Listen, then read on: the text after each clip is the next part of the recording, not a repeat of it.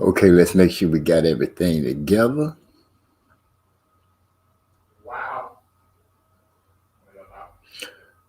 Let's check and make sure everything's up and running like it's supposed to be.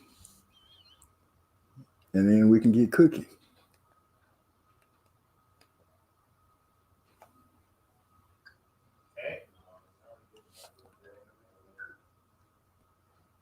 Here we go. MZ Talks Boxing is sponsored by HW Wicks Handcrafted Candles. Their motto is relax and enjoy. And now to our show. Y'all know what it is. MZ Talks Boxing.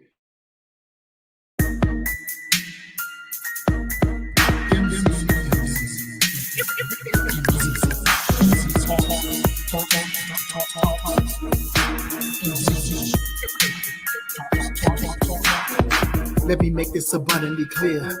We talk about boxing here. My opinion is winning, but if you ain't feeling the good on your boxing, yeah.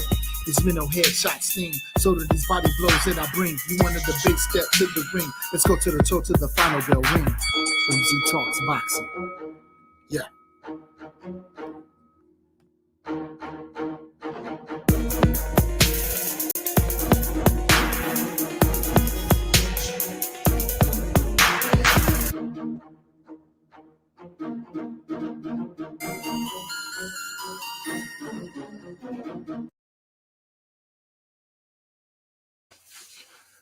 Welcome back to another episode of MZ Talks Boxing. I'm your host, MZ, and we're going to talk about it. We know how we always get started. We sit back and chill for a minute, try to let some people get in here and hang back with us. And we just open up things, hoping that everybody is having a great day on this 21st of December, Tuesday. It's kind of overcast here in San Antonio, but still beautiful weather to chill in. So I hope you got your glass of wine or whatever it is that you sip on, your cigars, your special strains, your gummies, everything that you need to sit back and enjoy the atmosphere here on MZ Talks Boxing. It's been a heck of a week for me. First of all, I finally got a chance to join Champ Ross, the fantasy boxing sports league where you picking and everything with Trey X and Marlon them. And if I didn't know any better, my picks earned me like a 46th place. I don't know if 46 is last, but it ain't great. And I'm sitting at 46. I had a terrible week of picking. Can't blame nobody but myself for not following my own mind and doing things the way I usually would do. Got a few things that we're going to talk about that's outside of the realm of boxing, and we're going to talk about a few things that are inside the realm of boxing. Excitingly to know, I don't know how it worked out or how they pulled it off, but apparently Errol Spence and Ugas are going to be facing each other after all. So I don't know how they worked the magic out, but the magic is worked out.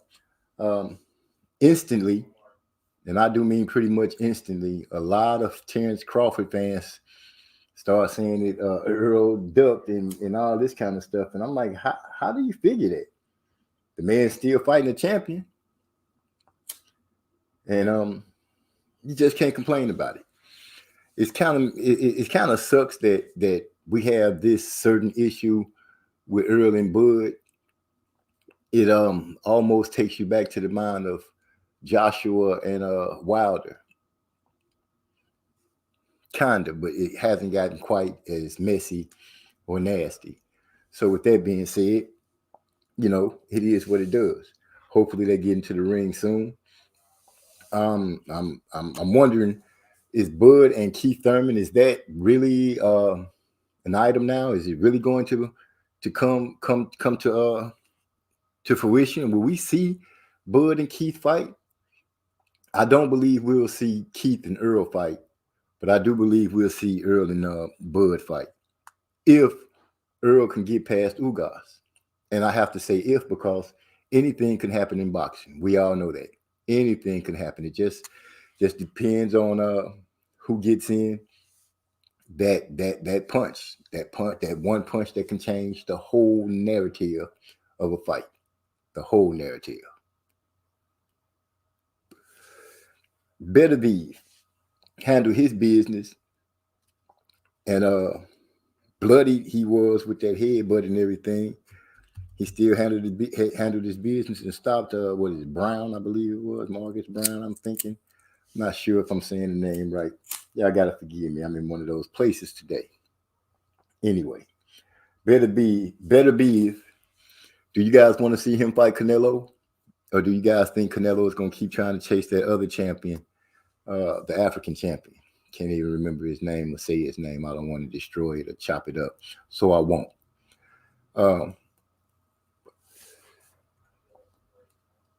Today is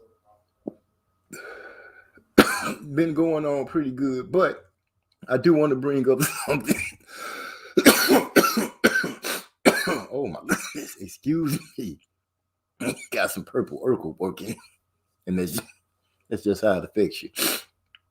But I want to speak about an incident that took place November 11th. I'm going to put up the picture of these two paramedics. This bizarre incident took place on Thursday, November 11th, when two Rialto fire responders answered a 911 call from Rialto Post Acute Care Center around 7:50 p.m. And police body camera footage obtained by the Fox Los Angeles, I suppose, news.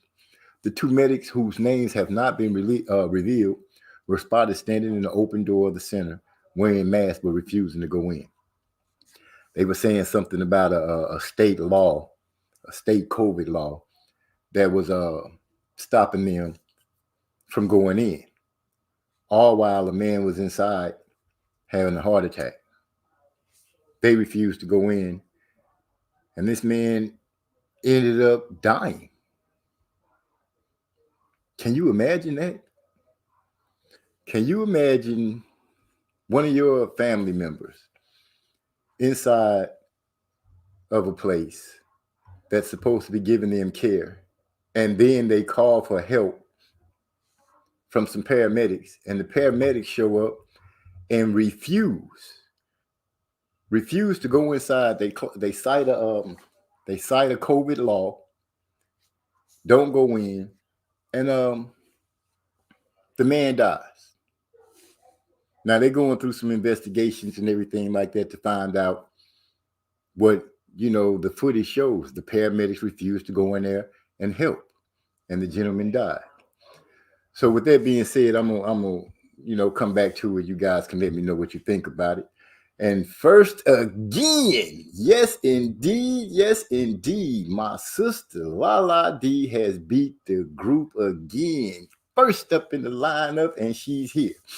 She said she'll be in and out, but that means she will be listening. So I will say salute, sis. It's nothing but love, and keep on dropping your thoughts on this boxing, man, because you've been coming up with some pretty good stuff that I've been catching, and you've been dropping some pretty funny ones too. So keep putting in that work, sis. I enjoy coming over to your channel, checking it out. Now, I'm gonna have to wait for enough people to get in here so we can go ahead and talk about the fact that Tyron Woodley, woo, that boy Paul caught him with an overhand hook and straight knocked him out. Give me a second.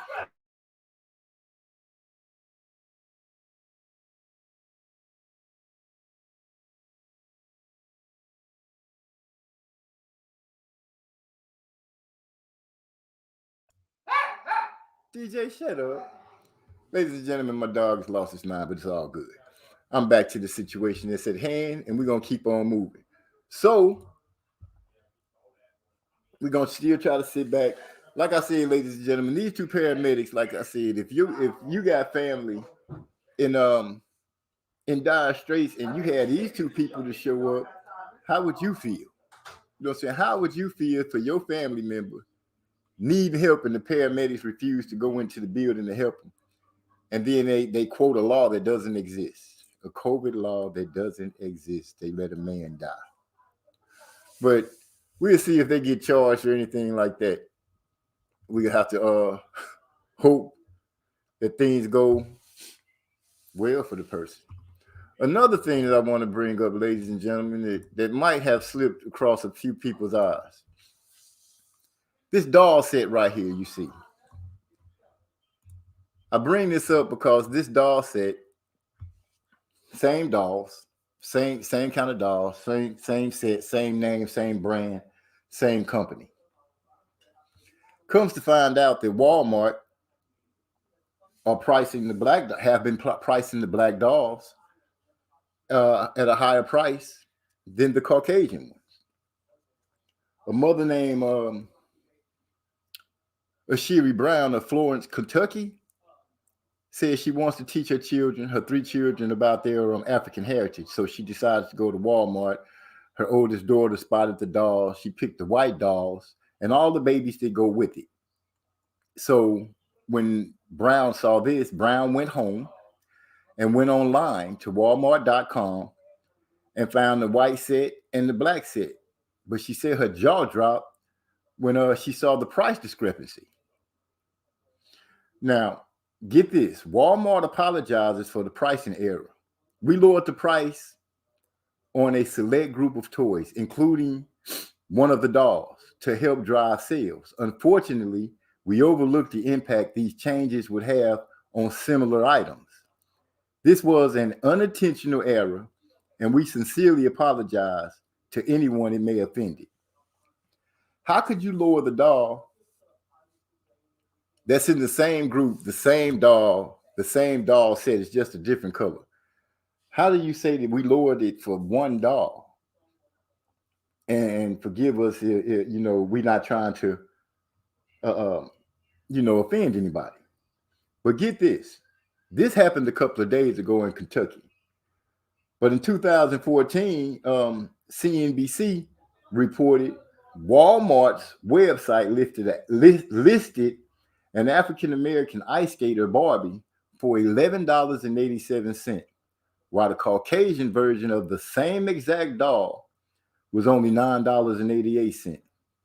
And again, the retailing giant said the pricing discrepancy was an unfortunate error. Now, the founder of the National Black Doll Museum of History and Culture in Boston, Dale Britt, says pricing discrepancies will end only when enough consumers complain.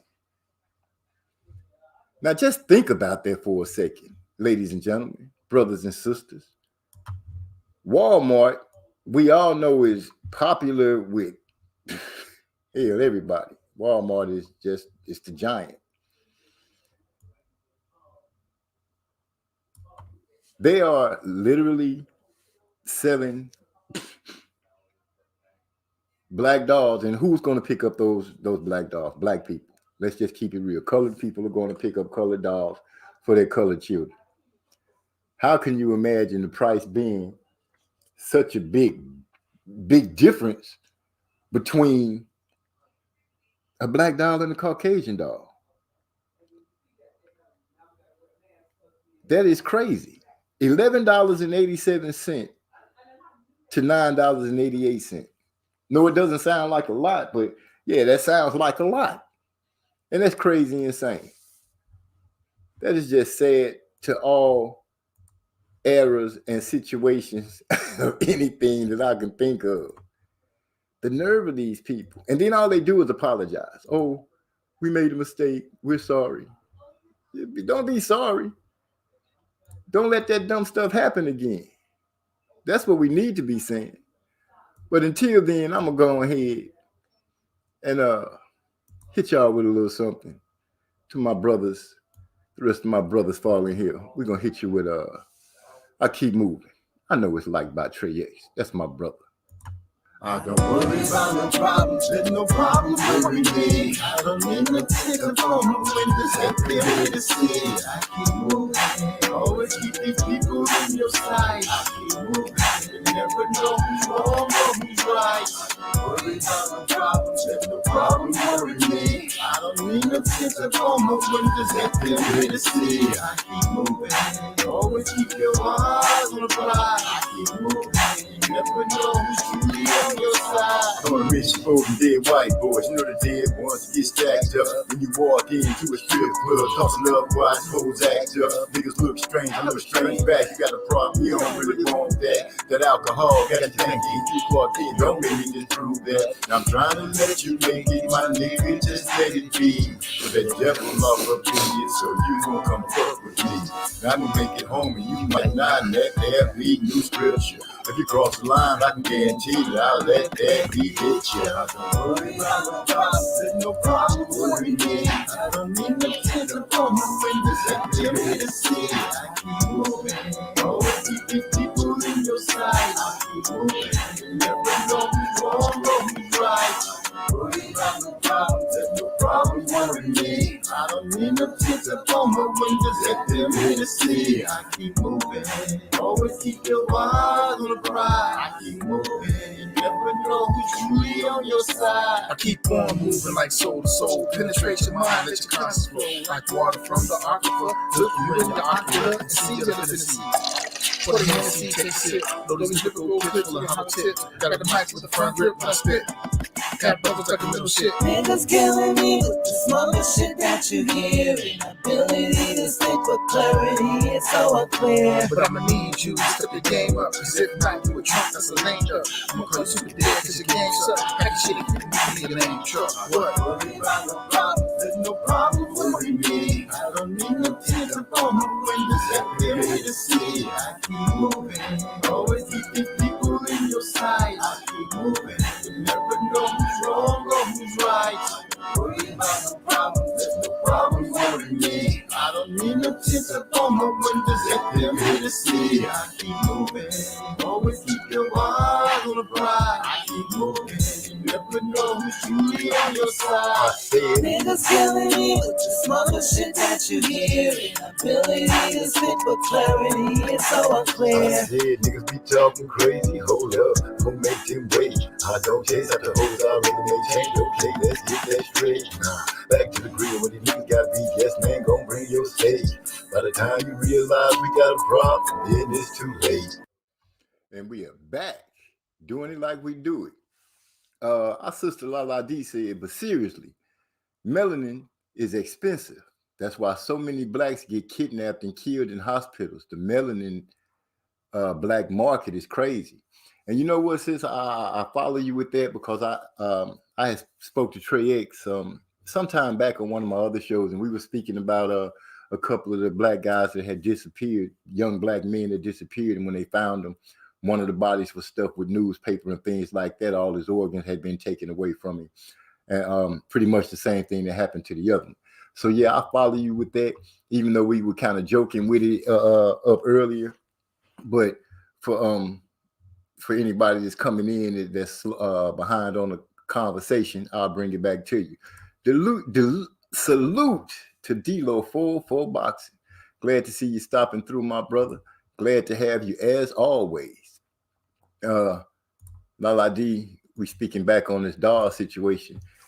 She says, but this doll story is pure racist. Well, when you look at it, yeah, you have to go ahead and say that. And then they taking money from our people, and our people not really realizing, because how many people do you think really would go and check out the prices, opposite prices on toys, of the black toy and the white toy, you know? So yeah, I have to give that mother a pat on the back, a salute. I take my hands off to her for her being, first of all, diligent on trying to make sure that she makes get her children to know about their black heritage, but also to ring the bell on the fact that Walmart wants you to pay almost $12 for a black dog and just $10 for a white dog. But you know, what can we say on that? DO404 dropped us with the hot flames and the music notes for I keep moving. And we're going to say, D-Lo, I see that you got your candle. I'm glad that you got your candle. I need to find out who won the trivia night at Marlowe's Corner so I can get that candle out to them. And then I have fulfilled my obligations. So salute to my brother D-Lo. I hope he's doing his thing. Yeah, you was on. He said, oh, snap. I'm pretty much on time tonight. Yeah, you are. This is one of the first times that you don't have to worry about saying when you coming in and the going off music is on. You know what I mean? They speaking, and it's Lala D speaking. This is such a relief from all that silly stuff MF want to talk about daily. I feel you on that. I just want to touch on, you know how we do here at MZ Talks Boxing. We speak a little bit about the boxing, and we speak about some things that's really going on that affects everybody. So that's what we do here. We try to keep it just like it's supposed to be. Lala D said, yep, MZ. I'm glad we on the same page. You know, and that day that I had came to your page and was like, it seemed like I was talking thrown off. That's because I was lit. I was lit. And just so y'all know, I did come on here starting off and say, I went over there and made my picks at Champ Ross. And when I looked to see where I was at, it said 46. Now, I don't know if 46 is last, but 46 sure ain't good. I can tell you that right now. Lala D said, D-Lo 404 boxing facts. Gil Cole's in the house. What's up, Gil Cole's my brother? Down there in Florida in the Sunshine State, living good, dodging gators. Stargazing and out there riding around on yachts and doing his thing like he do it. Glad to see you coming in. He say salute OG, and I say salute right back to you, Gil Coles. Glad to have you in. D-Lo 404 Boxing is speaking on the organ harvesting that I was talking about. He said, yeah, that organ harvesting and you know, ish is for real, sadly. Man, it is so much sad things and dirt that get swept under the rug because, you know, organs being harvested from people, you know, that's news, but you rarely ever hear about it, you know. And when it comes to, I hate to say it, black and white issues in the news, the disparity, black people get all of the negative news, you know, the break-ins, the robberies, the drug addicts, the person disrespecting the laws. And the white people, you know, you hear about them, they get,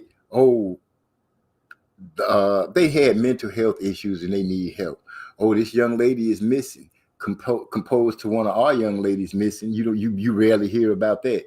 So yeah, you know, the world is sick. It's gonna be sick. It's gonna stay sick. I know a lot of people are saying we should overcome and all that kind of stuff, and things can be different.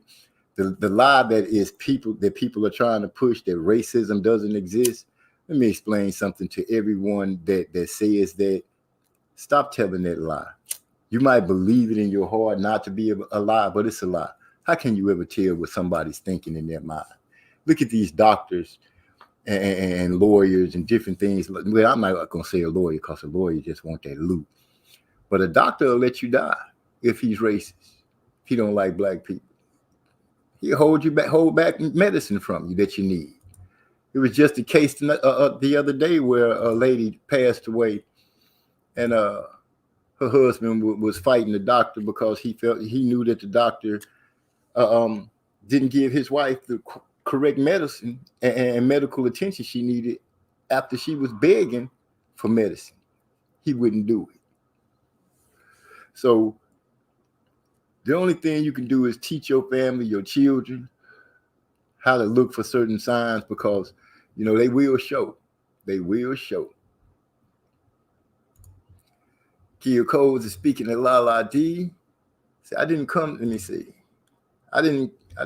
stop by tonight. Go on ahead and make me a pallet on the floor. I don't know where that one going to, but I feel you. Wait a minute. I know you ain't talking about falling asleep right now. Unravel Boxing Talk 1. That's what D-Lo 404 talking about on Champ Raw. Oh, no, you talking about, okay.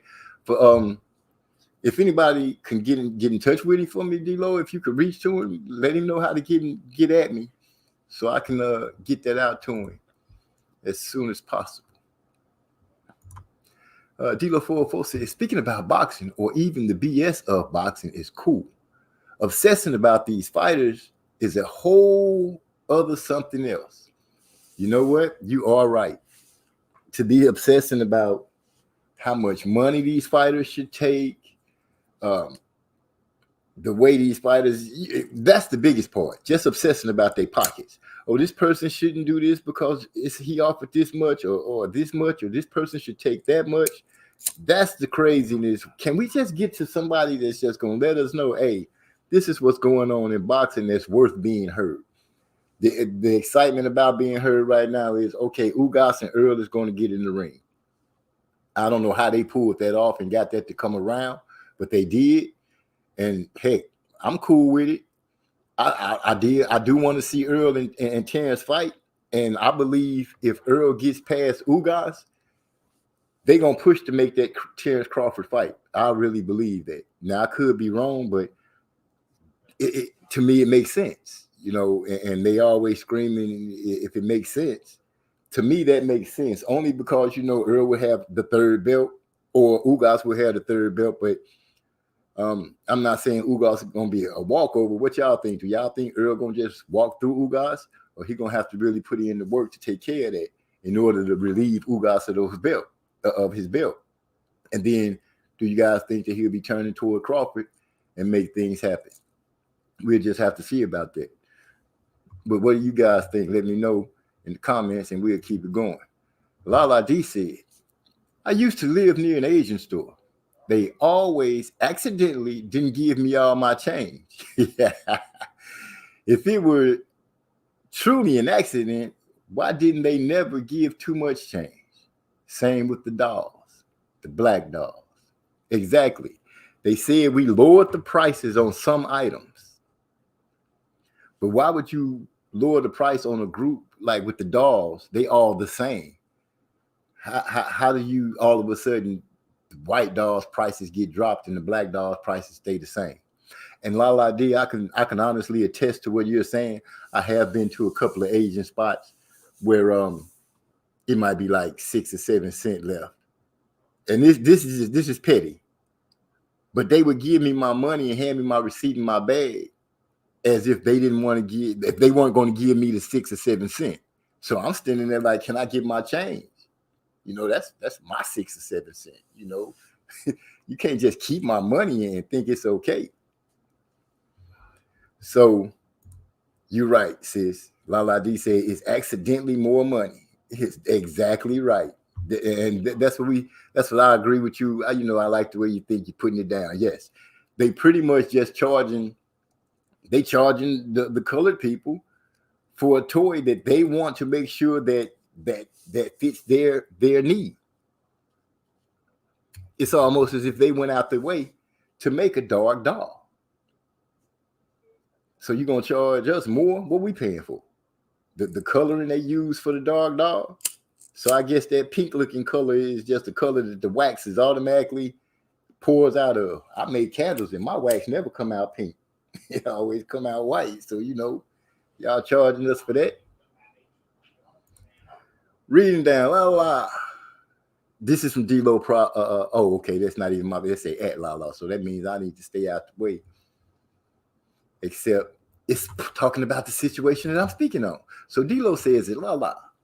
The probability accidentally clearing an extra $1,000 per month running that change scam. Boy, that's why I'm not giving up my 5 or 6 cents. You know what I'm saying? I'm gonna hold mine all in my pocket. Okay, I'm moving on down the line. We're about to make an that's what we need to. But I'm gonna have to read down so I can keep going. D-Lo for Boston. Oh, Lala active tonight, and I need to let y'all know Lala D was the first one to fall up in the house tonight. Lala D came in here and let it be known I'm first. So yes, he say facts. We accidentally putting their kids through college, accidentally on purpose, purposely accidentally. They will also miss prescribed medicine. D-Lo speaking on how doctors will do. They'll have you sick They'll make you sick and then have you taking 3 or 4 medicines and paying extra high price where your insurance is telling you, oh, we don't cover all of that. I never heard of so many insurance companies talking about how much stuff they don't cover, but they still expect that monthly collection from you with no problem, with no exception.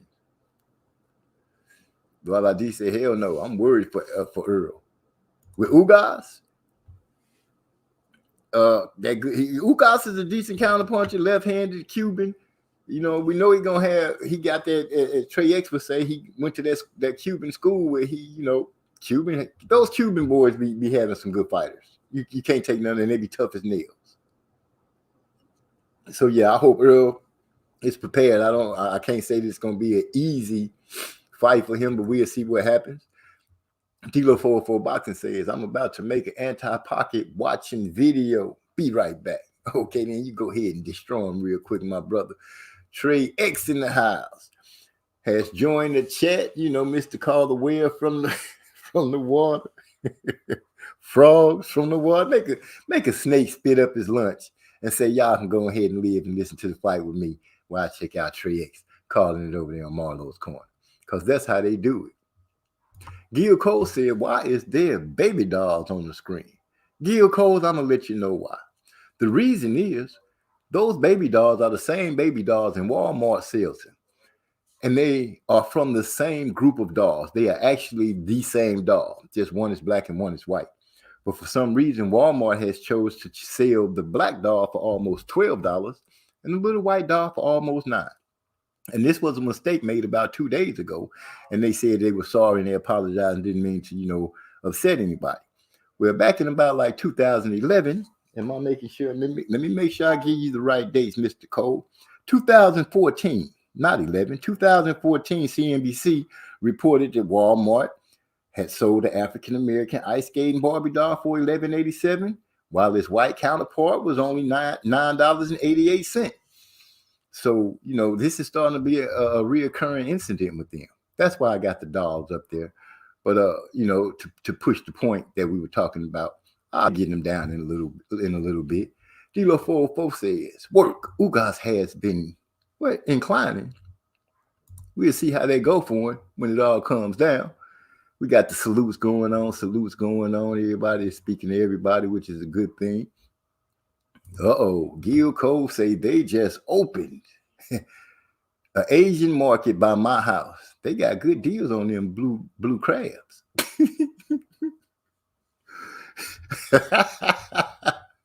I'm laughing because we just got through talking about how those people be trying to act. My boy Gil Cole say they got good crab. What y'all talking about? They got good crab up in that camp. Everybody's favorite new Spanish fighter, Ryan Garcia, has popped up out of nowhere again. I ain't talking about the Floyd Mayweather name is protecting Tank from him, from Mr. Panic Attack. I'm having mental issues, so I can't go ahead and do what I need to do. I call out everybody and refuse to fight anybody. If you go and look at, this is just me, but if you go and look at the footage, I believe it's Ryan Garcia and Rolly Romero. They are sparring. Rolly punched Ryan in his face, and Ryan started covering up and running. I don't think this young man is cut for boxing. I just don't think it's really in him. I think he just want to be popular. Have all the girls dreamy-eyed talking about, oh, Ryan. But that's just me. What do you guys think? Lala D said, Gil Cole's blue crab. You in Maryland? No, Gil Cole's is down there in the Sunshine State. Excuse me, guys. Excuse me. I got that purple Urkel in the air. And let me not say this too loud. I'm gonna have to go grab some water, but I got a glass of wine. Here comes Trey X with to make sure you stay healthy, OGs type stuff. Well, I did okay. Dilo 404 say I'm back. I'm back. Let it be known to one and all. Anybody who ever wants to join the panel, there's a link in there. Family is always welcome. You know what I'm saying? because that's all I can say. Let me get this dude down. He just making my stomach queasy looking at it, because I know he's not gonna fight nobody. You know what I'm saying? He's not gonna fight nobody at all. It's been a beautiful week. Everything's going great. It's 4 days till children start busting and open gifts. I hope y'all ready. You got your nephews and nieces, sisters, brothers, little cousins. All those little ones is going to be all wide-eyed and ready to go right at midnight, Christmas Eve, when midnight hit. If your family, like my family, they want to bust open something right at 12:01. I'm like, whatever happened to waking up and going to the tree and busting stuff open? But, you know, that's that old school way we used to do. We could open one present at midnight, and then you have to go to bed and just dream about all the other gifts you might or might not get. And that's just the skinny of it. With that being said, I told you guys about the two paramedics in California that refused to go into that place, into like where, you know, you seeing sick people to get medical help and stuff like that. They refused to go in there and help the guy. He was having a heart attack and he died. And they lied and said it is a COVID law that was in effect that keeps them from going into a place. They paramedics, there's a medical place, and they talking about this COVID law to keep them from going in there. And the man ended up dying. Freaking pitiful. These are the people that our tax dollars are helping to pay.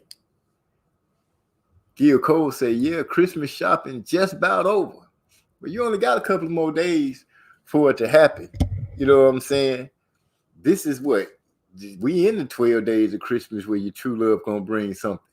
So you know, I don't know who celebrates Christmas and who doesn't, but I do know that I'm gonna enjoy that day.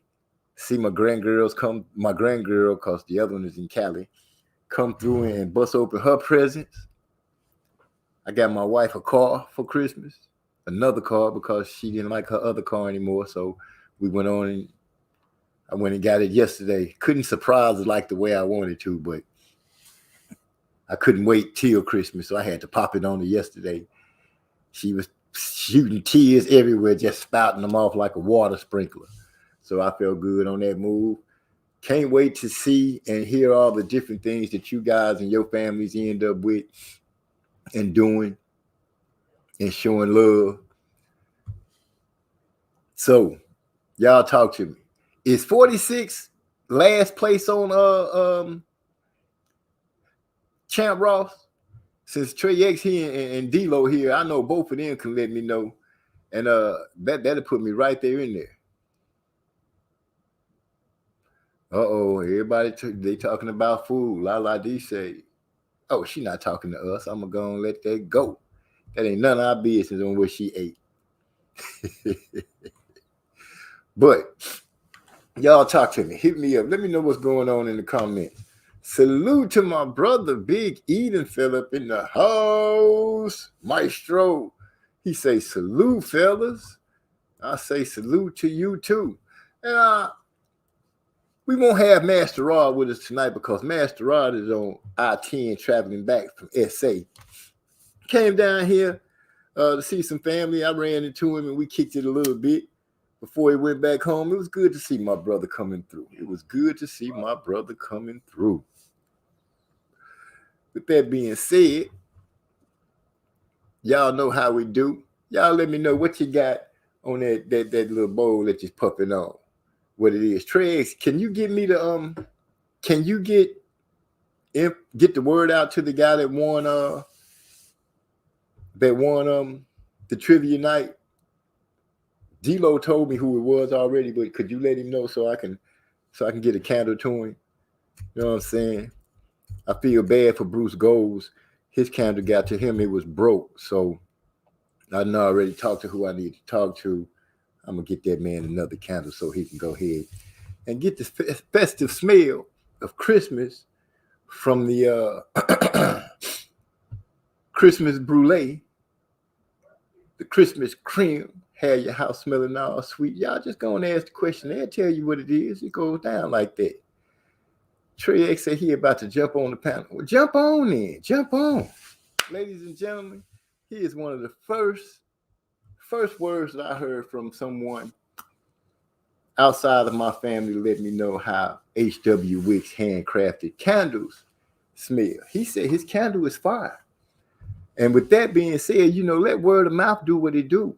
La D, I'm sure you like candles. We can get some out there to you. We can get them to anybody, anywhere, anytime. Well, not anytime, but we can get them there. Trust me. H.W. Wicks. That's who you should mess with. Feel me? So, with that being said, y'all know I'm going to go ahead and drop a little fire on you guys and come to you with the song All Day. I hope you enjoy it. Tregs, whenever you're ready to join, go and let me know. Matter of fact, I'll put it in the chat for you. I forgot to do that. I thought it was at the top, but here we go with All Day. And we'll be back in a second.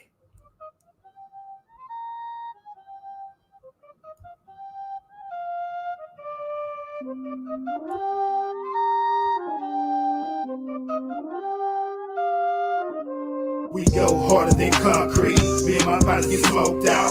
Ice chest full of beer. Cheers, this the dirty south. Fuck, being down and out. We in this bitch trying to stay alive. Peace to you, my nigga. I see you trying to get your money 3 set for life, and I fuck with it. You better show your fam straight. You don't break with me. Standing up on all teams. Every day it's on again. Same day, same shit. All across the bitch, no matter where you live. Hold it down. Shout out across the Southwest side. Hey, yo, time straight all day. All day, all day, get your money and it can't wait. All day, all day, all day, where it's real and it's no face. All day, real shit. All day, trying to stay out the way. All day, all day, making sure that the fam straight. All day, all day, get your money and it can't wait. All day, all day, where it's real and it's no face. All day, real nigga, real shit. All day, trying to stay out the way. All day, all day, making sure my family's straight. Doing what I do, keep doing all my beats, making sure my family eats, saying little prayers.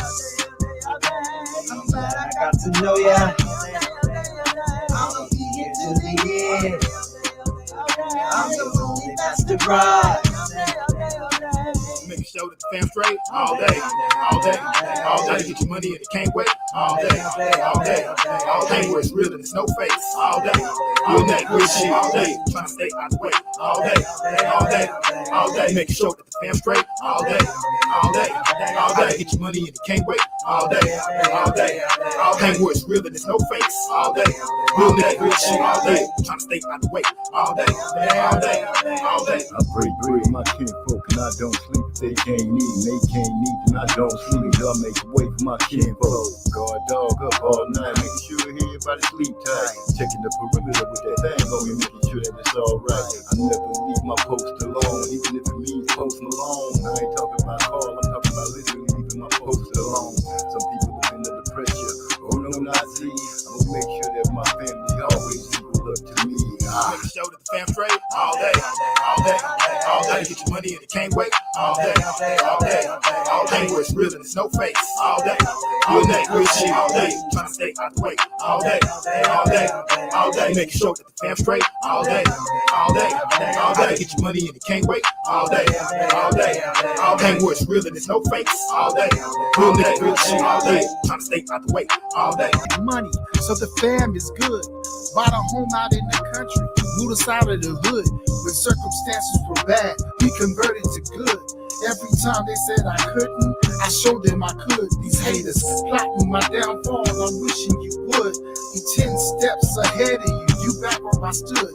Nigga, you should understand this boy don't play. Regardless of what you say, we bring that heat all day. Let go. We are back. Glad to see everybody kicking it and joined in the chat. Everybody being festive and, talking to each other. We're going to keep on riding tonight on MZ Talks Boxing on everything that we can. Christmas is getting close. I'm getting a little anxious myself. Antsy, can't hardly wait. Can't wait to see my son's face when he get his presents, my daughters, my wife, because like I say, the car was just the top of it. We got some more stuff coming for that she been asking for. We made sure we got for her. Lala D, I see Lala D says my favorite candle scents are lemon cookie, patchouli, and ginger lime. Now, I have the patchouli already. I can look into the lemon cookie and the ginger lime. I also mix my own scents too, give you a fresh new fragrance that's different, kind of like the one that I sent to D-Lo and Bruce Goals. That was one of our little mixtures. And then I got another one that's going to be coming out. So when I send it to the winner of the trivia night from the other day, I'll begin it. Gil Cole says, I think I won the trivia last night. Well, you better check and make sure, homeboy, and let me know what's going on before I come through. Ladies and gentlemen, boys and girls, friends, family, foes, joining the show is Trey X, the man that called, like I said, y'all know what it is. Y'all know he called frogs from the water. Y'all know he called whales, dolphins, orcas. Got them all sitting together in a little box, screaming, be quiet, trying to hit a fight. Trey X, what's up, my brother? What's up, OG? What's going down? Man, I'm sitting here enjoying the fact that today is the 21st. There's only 4 days left till the children start busting open presents. Kind of complained about how Walmart is overcharging colored people for colored dolls while the white dolls is cheaper. If I was white, I'd be mad. I'd be like, oh, so I'm trash. I'm cheap. Y'all let them cost more than me? Yeah, that's how I'd be doing it. Anyway, talking about the fact, did you see Tyron Woodley take that right from Jake Paul, just go limp and fall flat on his face? Man, yeah, that shit that was crucial, man. First of all, man, I know I'm probably over here sounding slow as hell because I'm hiding Cooter Brown right now, nigga. I had to give myself. Uh-oh. Look like we're going to have one of those nights. As soon as he said something, it phased him out. It sounded like something off of Star Trek. He just took his voice away. Trex, come back when you can. Get it together. Get it strong. He said, hold on, I gotta change my settings real quick because my screen just turned off. So let me go put my shit on never turn off real quick. I'll be right back. Do your thing, my brother. Do your thing. Yeah, so he think he high. I'm pretty lit myself. Like I told y'all, tonight, it's all about Purple Urkel. Purple Urkel. Hold on, because I got the other two. I just mixed some stuff together. Go ahead. I'm going to pull a Bruce Gold and tell you all the mixtures I got floating around over here. Yeah, I'm sitting deep, man. I got some, like I said, man, I got that Do-Si-Do, OG Kush. I went and got some more gelato. I got some GG number 4. Yeah, man. I was over this bitch in a coma. You know what I'm saying? I lit up. Yeah, hiding Cooter Brown over here, man. But yeah, that motherfucker Tyron Woodley, man, he need his ass whooped for that shit. But at the same time, though, you know, he did take the fight on short notice. He took it on 2 weeks short notice. So I guess it's kind of expected. That's what happened to him. But hey, he needs to go ahead and retire. Go ahead and hang it up, man. He ain't got shit to prove, especially in boxing. Ain't nobody thinking about your ass in boxing. We know you feel MMA. So go ahead and just chill. But I always kind of felt like Jake Paul would beat him in a fight. And I said it on Marlowe's Corner when they first fought the first time. I said, I take Jake Paul because when I look at what he doing, it look like fighting. And when I look at Tyron Woodley, it don't look violent. It looked like somebody that took some boxing classes, but he ain't really no fighter like that. It don't look violent, like he trying to hurt nobody. And the reason I say that is because I had a coach tell me, Curtis Coates told me that shit when I was young. He said, yeah, son, I like what you're doing. You doing the shit, but it don't look like fighting. He said, I would rather you not try to look perfect and be violent and try to hurt a motherfucker instead of trying to look perfect and you don't even look like you fighting. And that's what stood out. Like when I would look at them clips of Jake Paul hitting the bag, that shit look violent. I look at Tyron Woodley, it look kind of cute to me. You know what I'm saying? Yeah. So I wasn't surprised. And then so he won the first time. We going into the rematch. He done learned a little bit, a little something because he hit the dude with a misdirection blow. he looked at his body and he made a motion like he was gonna go to the body, but he brought it back to the head at the last minute. You know what I'm saying? So that's like some IQ type shit. I gotta give him credit on that. He out there learning. You know what I'm saying? So he went out there and did what he had to do on the short notice, guys. So I'll give him some kind of credit, I guess. But Tyron Woodley needs to retire. La D said the motherfucker gonna be under the ring next time. You know what I'm saying? So you go ahead and sit your ass down somewhere, bro. Yeah, I watched I watched it. I watched Paul was throwing that punch a couple of times, and I was like, man, he threw that punch like 3 times in a row, and Woodley is not moving out the way of it. And I was like, man, he finna get his ass knocked out. And about 30 seconds after I said that, he took that punch. I was like, this motherfucker sleep. And he hit the floor. Boom! Straight face first. I was upset with him, but I wasn't, because I was like, dude, you went out there, you a meme forever now. Forever. That's a meme. I started to make a meme about his ass myself, but I didn't want to do it. I went on it and held it to myself. So is 46th place? I'm just curious. Is 46th place last? Well, you just got off into it. So if you rank 46 overall, that ain't nothing because you just got in. So of course you're gonna be in last place. So 46 is last. It might be on. I'm not sure. I don't even look way down there, school. I ain't got nothing to do with that. I'm at the top. You know what I'm saying? Okay. All that shit way down there, man. I'm not trying to get no LASIK surgery and get bifocals and contact lenses so I can find these motherfuckers at the bottom. Nigga, I'm at the top shining. You know what I'm saying? Number 2 overall. I'm down by 6 points out of first place, and I'm coming to get his ass too. And I've been talking shit to both of them because I saw the first place dude, he on Scrapbook Boxing video, Nick Harmer, and the other guy that was in second place, and I told him what I was going to do to him before I did it to him, Toby Bartlett. I told him I was coming for his motherfucking ass, get ready to take an L this week. And he thought I was playing, and I came and put that foot right in his ass. I got number 2 overall last week. Marlo got number 3. So it was a corner thing, you know what I'm saying? We had to go off in there and show him what we doing on the corner one time. And yeah, man, that's what it's all about. I had saw Gil Coles talking about he want to get in. Hey, bro, go to Facebook, go to Fantasy Boxing Prediction League.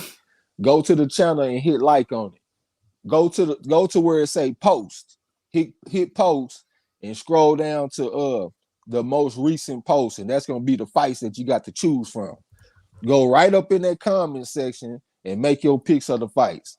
If it's a decision, choose majority decision or split decision. Because unanimous decision don't pay no extra money. If it's a knockout, choose the fight, choose the knockout, and choose the round. Like if it's 7 rounds, say KO 7. And that's all you got to do. And if you think it's a draw, pick a draw. A draw pay 25 points. D-Lo picked one of the motherfuckers 2 weekends ago. You know what I'm saying? That's why I had to come back with something so tough last week, cause this motherfucker. So yeah, man, that's how you do it. Hold on. Is La D shooting slugs at me? She said, MZ, we don't have eyes behind our heads, so we ain't looking back at 40. Boy. Hey, Lala got top 10 last weekend, man. She was number 7. This season, Lala done had a number 5 finish, and she had a number 7. That's pretty good for your first time. You know what I'm saying? So yeah, she coming with it, and look, she getting better. I see the trend turning up, like is she trending upward is what I'm trying to say. Right. Yeah, because she was kind of up and down a little bit, but I see her getting like creeping more up and up. Like last weekend, she just finished 7th. And I was looking at the picks that she made for this weekend, so it looks like she's gonna do pretty good. So we gonna see, man. Y'all gotta come represent with us on the Champ Ross. I gotta go over there and make my picks for the weekend. Man, I played myself so bad. Yeah, you already missed because you got to get on it because you missed the first fights already. We had fights in Australia yesterday. Yeah, I know. I missed the Tuesday picks, but I was running around. You know what I'm saying? Like I said, I was getting my wife a Christmas present, so I just missed. But I gotta focus myself to remember to go over there and do that. So yeah, y'all might as well grow some eyes in the back of y'all heads because I'm coming. Yeah. Well, hey, we only got two more weeks in this season. We got this weekend and next weekend, and that's gonna be the end of it. So you gonna have to come for us next season. That's okay. That's okay. We'll all be starting at zero. I'm gonna show out, show up and show out, baby. That's how I go. I'm coming in and go hamburger. Yeah. So man, I'm sure you heard about Earl Spence and Ugas, right? Yeah.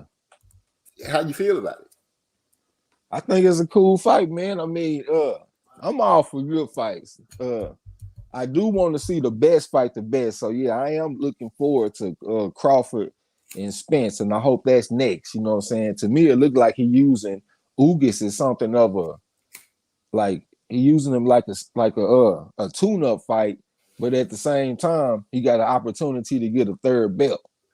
So it looked like it's like a win-win for him. I got an opportunity to shake some rust off, and if I get a belt, that might give me some more bargaining power at the bargaining table. I hate to be saying all of that because I don't get into that, but I'm thinking that might be part of the rationale that's going on. You know what I'm saying? But yeah, I'm looking forward to it though, man. I know that Ugas is gonna come fight back, man. This is an Olympic bronze medalist that we talking about. A motherfucker that got a 27-10 victory over Terrence Crawford in the amateurs.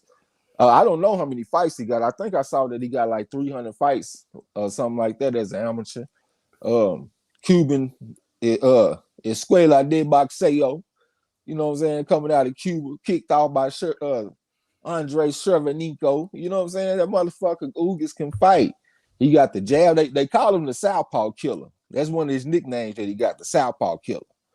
And the way that he stepped to Pacquiao was kind of unique. I got to give him that, because for the most part, when you go to the southpaw, you want to get that lead for dominance so you can find a lane for that right hand. But at the same time, if you want to find a lane for your jab, you got to step inside the guard. A lot of people don't know that. If you go back and look at James Toney versus Vasily Jurov, you'll see him step inside the guard so he can land the jab. You know what I'm saying? And I see that's what Ugas be doing, because he was doing that to Pacquiao. Then he'll come back with his looping right hand. This is a thinking man's fighter talking about Ugas. So yeah, I think Ugas gonna come fight back. I actually give Ugas a chance to win. I mean, Earl is coming off a layoff. Ugas done fought more recently. He ain't had no health problems besides the alopecia shit. I think it's gonna be tough. You know what I'm saying? But I know a lot of the Crawford fans, they don't like to fight. They feel like Earl ducking and all that kind of shit, even though the man is coming off a layoff because he hasn't fought since he fought Danny Garcia.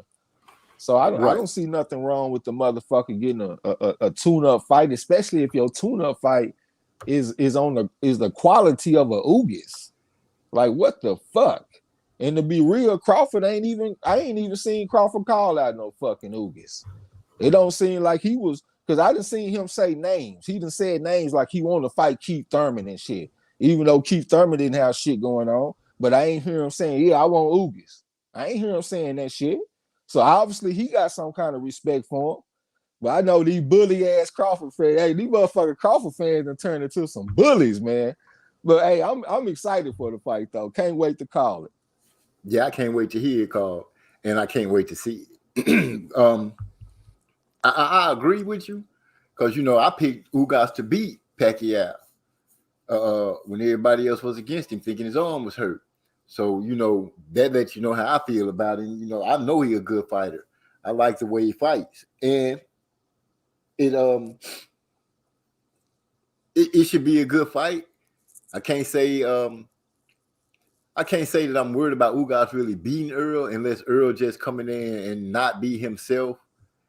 And I don't know how he could do that. It almost, if you really look at it, mirrors the way when he beat Sean Porter, had the accident, came back and fought Danny Garcia. He ended up getting ready to fight again, have to sit down for a while. Now he's coming back to fight Ugas. I did a video saying that Garcia was his tune-up fight. So I'm gonna go out on the ledge right now and say that Ugas is gonna be Earl's tune-up fight. He gonna be stronger from what I understand because he messing with that guy Blu-ray again. And when he was with Blu-ray, he was stopping folks, stopping them. He was making them go down on one knee or getting not returning punches. So I'm excited to see the fight too. And the way I look at it, I think if he gets past Ugas, I'm almost willing to bet that everybody can put their hand to their ear like they really listening, because he gonna say, yeah, it's time for Terrence Crawford now. I got all the belts, my side of the street clean. It's time for Terrence. That's what I'm hoping he says, because everything up until this point, from what he said earlier in their careers, that's how he wanted to make the fights happen. But people will keep saying, well, he said if Terrence Crawford get a belt and all that hoopla. The only thing I'm going by is what I heard when he said that I'm going to do this and then I'm going to fight him. Then I'm going to move up. That was pretty much what he had started saying back in the day. Yes, he did say it, Crawford get a belt. Crawford do have a belt. Crawford been holding this belt and doing his thing. If Spence get past Ugas, I believe we're going to get Crawford Spence. If he don't look to fight Crawford after this fight, it's gonna look terrible. Oh, if you've been saying, hey, strap season, I want to be undisputed all this time, and then the one fight that's keeping you from undisputed is Terrence Crawford, that's gonna be horrible. That's gonna be just like Canelo not wanting to fight Andrade as his last opponent to obtain undisputed. You know what I'm saying? That's gonna be a fucked up look. So hey, for the sake of his fans, don't leave us out there like that, Earl. Don't have us out there bad in them streets like that, man. Yeah, we Texas boys. You can't be doing it. Say, don't be having us out there bad, bro. If you beat this man Ugas, I need you to go fight Crawford. I gotta have it, man. The motherfuckers is galvanizing. The troops is galvanizing. They got us on the ropes right now. They done went out there and got a big win over Sean Porter. We done woke up a sleeping monster. These motherfuckers is all over the place. Every day I see videos. We Spence groupies. We Spence fanboys. Hey, have our back. If you beat this motherfucker, get out there and go call out Crawford and go get that paper. Even if you lose. Even if you go out there and lose, that's fine. You know what I'm saying?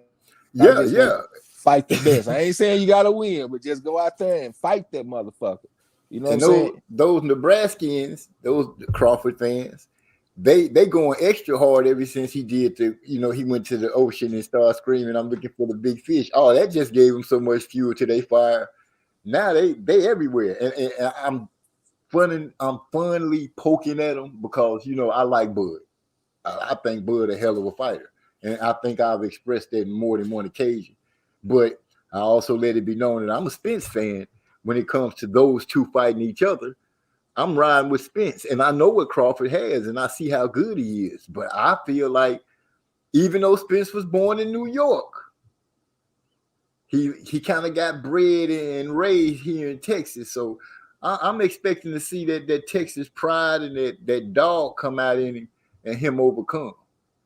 So, yeah, you're right. If he don't go after Crawford next, that's Canelo all over again. And it's on the wrong melanin skin. Brother, you know what I'm saying. Come on. Yeah. Let's keep it real. Let's make it happen. Yeah, we got to have it, man. And I got respect for Crawford. I said that here recently. I gave him props on beating Sean Porter. It ain't like I got nothing against him. It's just that my pick is Earl Spence. That's who I'm riding with in the fight. I'm picking him to win. You know what I'm saying? But my pick ain't valid if they don't fight. So, but at the same time, though, I can also see this shit getting a little bit more complicated. Because if he go out there and get another belt and he get another scalp, because Ugas is a respectable scalp.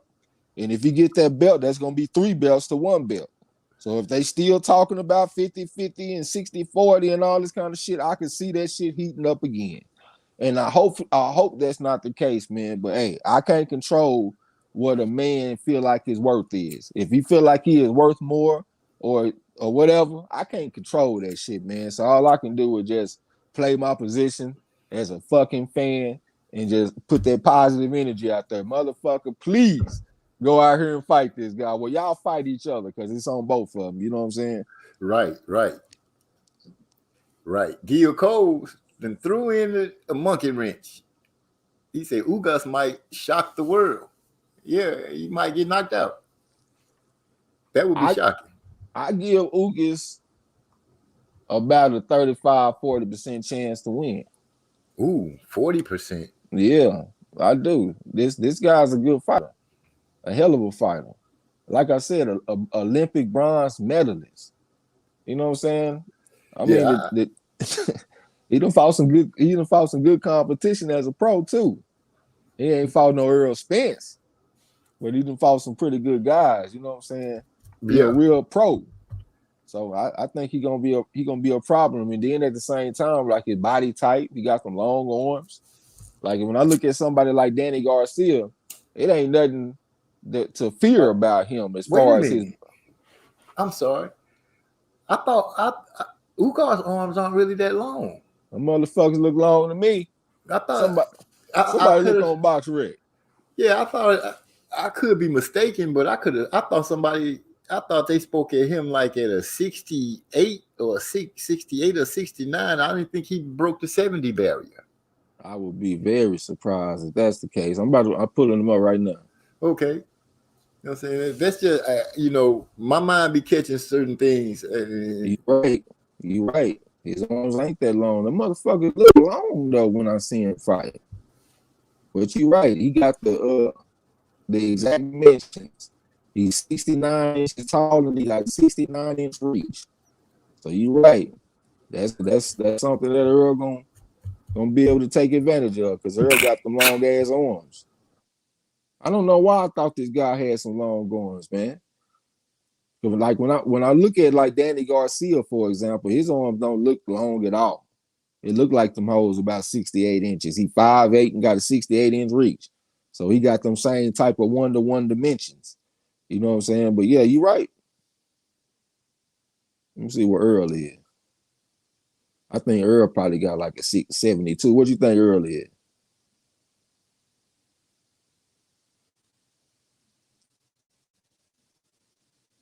You there? Am I on this my bad. No, My bad. I think Earl got a 72 because Crawford got a 74, and I remember saying that they got a 2-inch. I don't know what's going on. I just heard you go in and out. That was me. I had pressed my button by mistake, trying to make sure that I wasn't clicking and making noise in the background as you was talking, so I had muted myself. Yeah, Earl got 72-inch reach. So yeah, he definitely got the advantage. Yeah. So D-Lo 404 said, I wouldn't call Ugas a tune-up fight, but a very respectable bounce-back opponent. I think it's 2-1 because the man has not had. All right, when we say tune-up, this is assuming that Crawford is next. So see what I'm saying? So he hasn't had a fight since Danny Garcia. When was that? How long ago was the Danny Garcia fight? Was it like in January of this year? But yeah, it was early. January or February. Yeah, so we coming up on a year. Right. That's a layoff. You know what I'm saying? So it would be dangerous. Like for example, let's say Virgil Hunter was Earl Spence trainer. Virgil Hunter would not let him go into a fight with Terrence Crawford next. You know what I'm saying? Like he just wouldn't do that. That's not the way that they operate. He want to have his fighters sharp and on point. He gonna get him a tune-up fight. He's not gonna let a guy coming off a long layoff and go fight Kovalev, for example, like talking about Andre Ward. He wouldn't do that shit. So it would be foolish, to be honest, for Earl to go right into a Crawford fight off the top. So he fighting Ugas. Ugas is a respectable bounce back opponent, but at the same time, he's also being used to knock off some rust, assuming that Earl Spence is going to fight Terrence Crawford next. You know what I'm saying? So I think both of them can be true at the same time. Yeah, we also have to assume that Earl is going to get past Ugas. Yeah. So that goes into play too. I believe he's gonna beat Ugas, and like I said, I believe that's when we'll get the Crawford Spence fight. Now I hope it doesn't. I pray to the boxing gods, if there are any, that they don't start fighting about money and splits and all that when it come down to it, because let word be kept, and let us see her undisputed, regardless if he from Nebraska or is he from Texas. I don't care which one. Well, I do really, but you know what I want. We all want. This is, man, it's like I'm licking my lips. We so close to getting this fight, I think, but we'll have to see. Well, shit, man, it seems like the fighters are looking at the negotiations as possibly being an extension of the fight, and it seems like one of them want to blink first. Motherfucker, like, hey, I don't give a damn what you do to update your resume. You can go out there and beat Canelo and Usyk, and I still want 50-50 type shit. You know what I'm saying? Some people just got that type of pride, man. It is what it is. Well, when it comes down to it, we'll see. Well, we know we got Ugas coming up, and that's what it is. You know, I can't wait to see the fight. Can't wait to hear it called once again. Jumping back into the chat, even though I've been popping them up as we've been going down. Spence has to fight Bud next. Bad look. Exactly. You know, we did say that. We are all in agreement. If that Texas boy don't go represent against that Nebraska boy, I'm going to feel some type of way. He gonna still, you know, I'm gonna be like, dude, really? You know what I'm saying? How you let me talk? I know you don't know me, and I understand that, but you know I'm a fan. Somewhere you got a fan like me saying good stuff about you. And if you don't go out there and fight that little dude from Nebraska, it's just gonna be a bad look. And then at the same time, it's like I would feel like I'm getting robbed as a fan of seeing the best potential matchup as far as the experienced fighters go at welterweight. You know what I'm saying? That's something that'll be real good for boxing. We even got people that's not boxing heads that's talking about this. I done heard Stephen A. Smith and a lot of people talking about the fight. I think it's a chance that if they do fight here, they might get some publicity on the major networks like ESPN and shit, because it's anticipated by a lot of people. Well, maybe not anticipated, but it's wanted by a lot of people. You know what I'm saying? So don't rob the sport, man, because we spend money on your fights. Ever since Earl done win pay-per-view, I done bought all of his fucking pay-per-views. You know what I'm saying? I'm gonna buy the next one. I done bought Crawford shit too. Everything Crawford had, even when he fought against Victor Postal, I bought that pay-per-view. You know what I'm saying? So, right. So I want the fight from both of them guys, man. Don't rob the fans. There you have it. Salute to my boy Fenicia. I thought I smelled a goat that came through the door. Well, I'm so behind on the chat. I'm like, whoo. Y'all ain't get up in there. Let me see. It's a D-Lo 404. Yeah, it looked terrible, and it would look terrible if Bud goes the other way after Ugas versus Spence as well. Yeah, we didn't even bring that up into the conversation of that. But yeah, that would look crazy if we start hearing anything about really the way I feel, if we hear anything about anything except we gonna fight, it's just gonna look bad to me. Well, yeah, they done set the table for it like that, right? Because that motherfucking Crawford, he done put it out there that he feel like it's the PBC side. They being protected. It seemed like he feel like they done let the fox in the hen house with that Sean Porter fight, so it looked like he's seeing blood, like he on a mission. He making videos that's kind of funny, like he all in the ocean looking for Earl. That shit funny. So they kind of setting the table that if Earl don't want to fight him next, it ain't gonna look good. And at the same time, if Crawford do something else, that shit is gonna look incredibly weak. You know what I'm saying? Exactly. How you gonna do all of that peacocking and shit, and then when it come down to it, you gonna do something else? Like, come on. But I don't think he'll do that though. I think that he feel like this is his legacy fight. This is a fight that's gonna cement him instead of just getting his foot in the Hall of Fame though. He kicking the dough in if he go beat Earl Spence. Yeah, that make it be like, yeah, you the man. Yeah, so I think he want to fight. I do. So hopefully we get it. I don't doubt that either one of them want to fight. I just believe that because Terrence feels like he already in the Hall of Fame and this would be his legacy fight, it's like he want to get, I want this like right now. What we waiting for? I'm tired of waiting type thing. Because for him, I don't think it really matters to him because he's already been undisputed as much as it matters to him to beat Earl Spence to get that name. But at the same time, if he is like a 2 division undisputed, that's something that sounds kind of special, especially in the 4 belt era. I'm not sure about this, but it seemed like if he became undisputed at 147, he would be the first fighter to ever become undisputed in 2 weight divisions in the 4 belt era. So that's historical. You know what I'm saying? So I think they would probably take him to another level, especially since undisputed will have a name attached to it.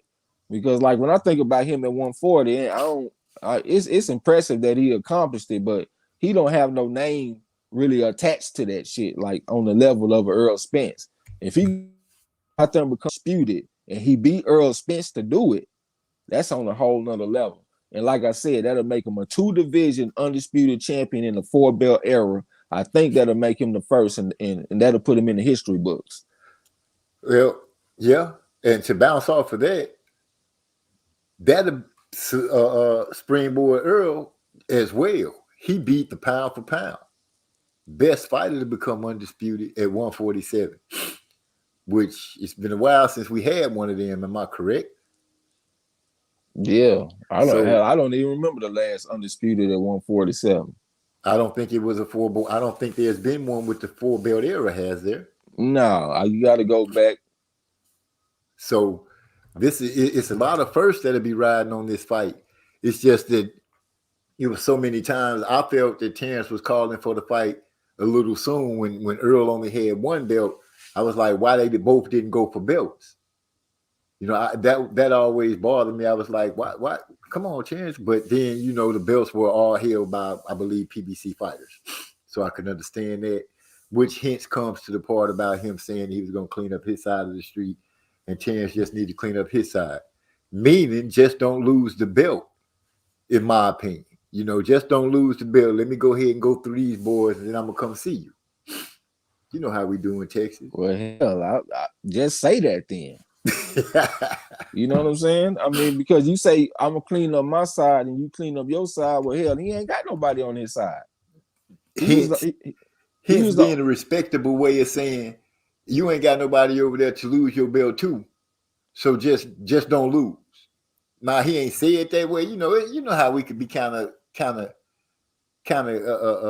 passive aggressive with some slick stuff when we say it. Yeah, I just like to just say what's on your mind. Sometimes I might be a little passive aggressive or something if it's somebody that I respect and I don't want to just be going at them tough. You know what I'm saying? But for the most part, I like to just be direct and say what I mean. I mean, if I feel like that's what my plan is, well, look, I'm trying to whoop these dudes over here and get these belts, and then I'm gonna come beat your ass for all the marbles. And it'll be the biggest fight in the division and one of the biggest fights in boxing. She just said.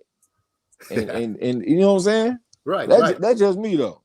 I'm just reading it like, you know, I'm just trying to look at it in all kind of angles. I'm trying to read it from every direction just to give it some spice since we got people listening to us and we chopping it up like that. I want to give them every angle they can get and break it down. That's a pet peeve of mine, bro, having to like cryptic messages and shit. I don't really like that. Yeah, well, I like for you to come on and say what you got to say, because if I got to sit there and try to figure out what you're saying, I'm already mad and think you're trying to be slick. So now we got a problem.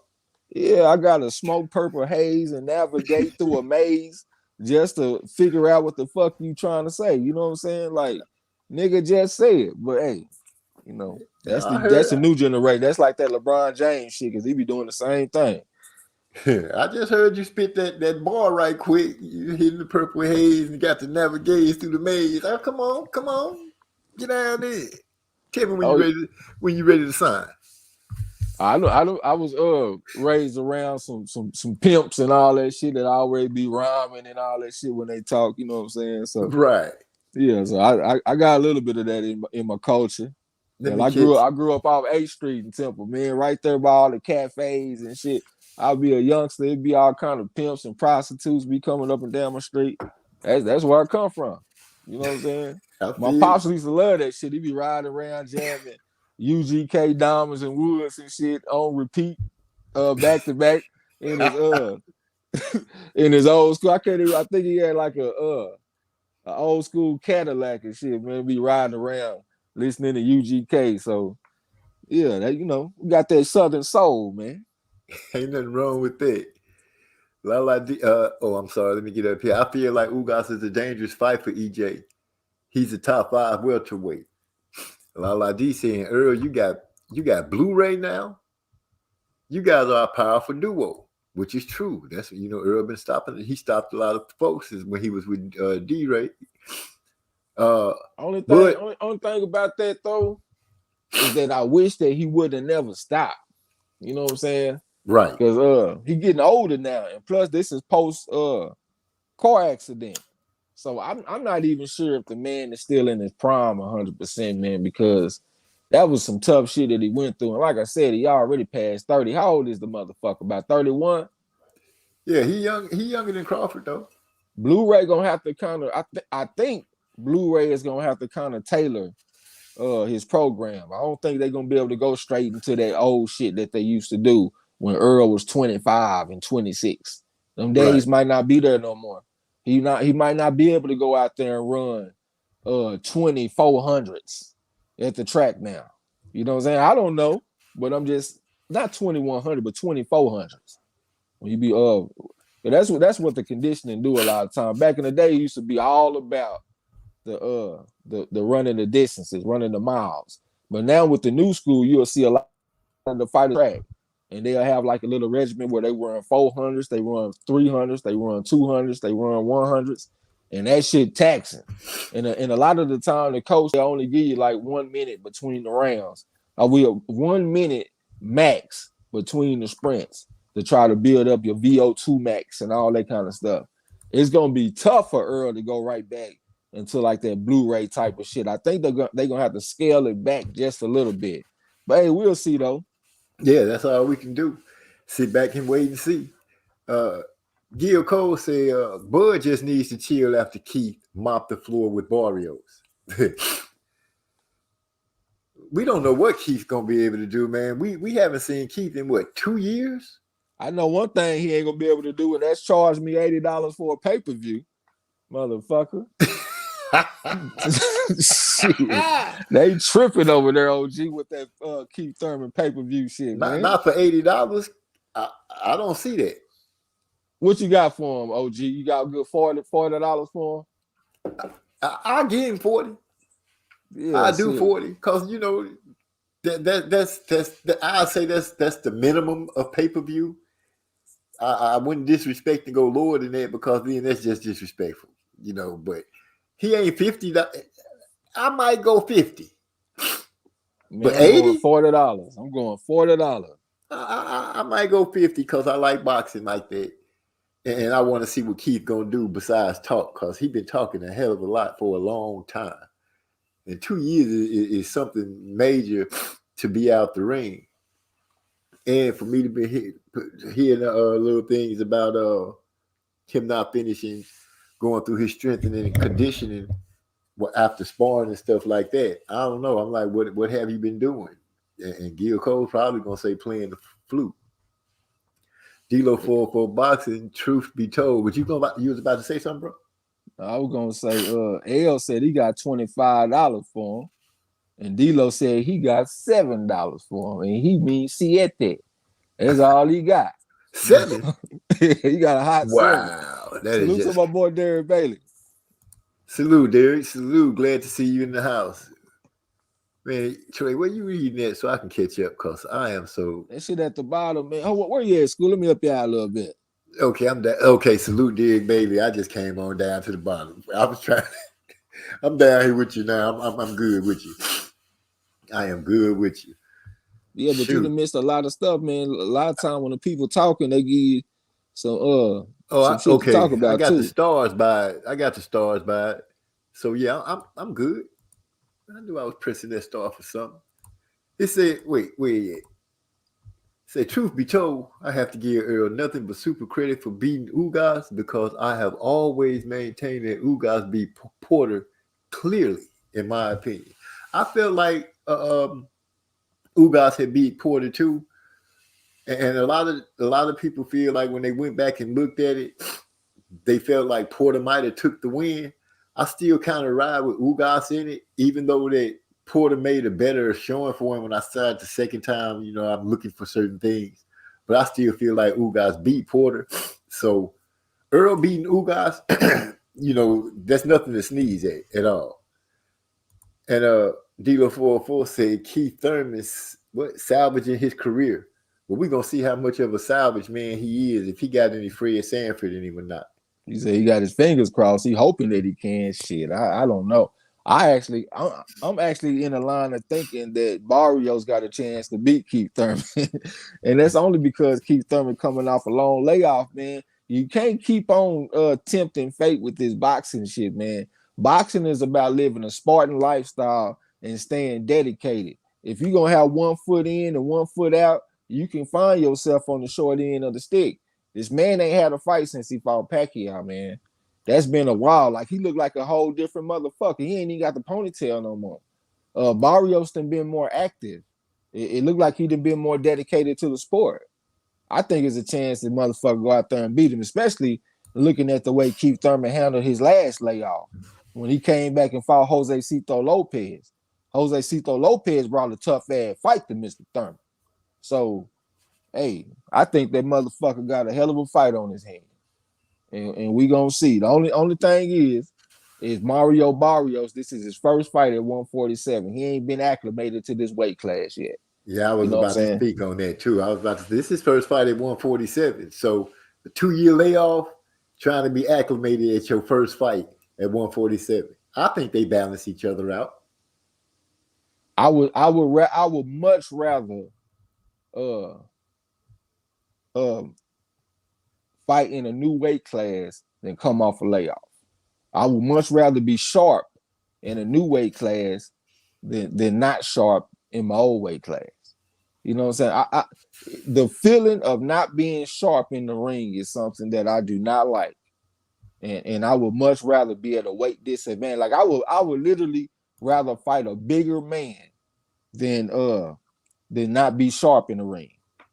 You know what I'm saying? So I still give the advantage to Barrios in that situation. And then look at the height of Barrios. Barrios like 5'10".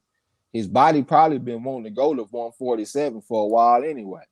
You know what I'm saying? So I think he's gonna feel out pretty good at that weight class, because that's the way it be with the ectomorphs. You know, you got the 3 body types. You got ectomorph, endomorph, mesomorph.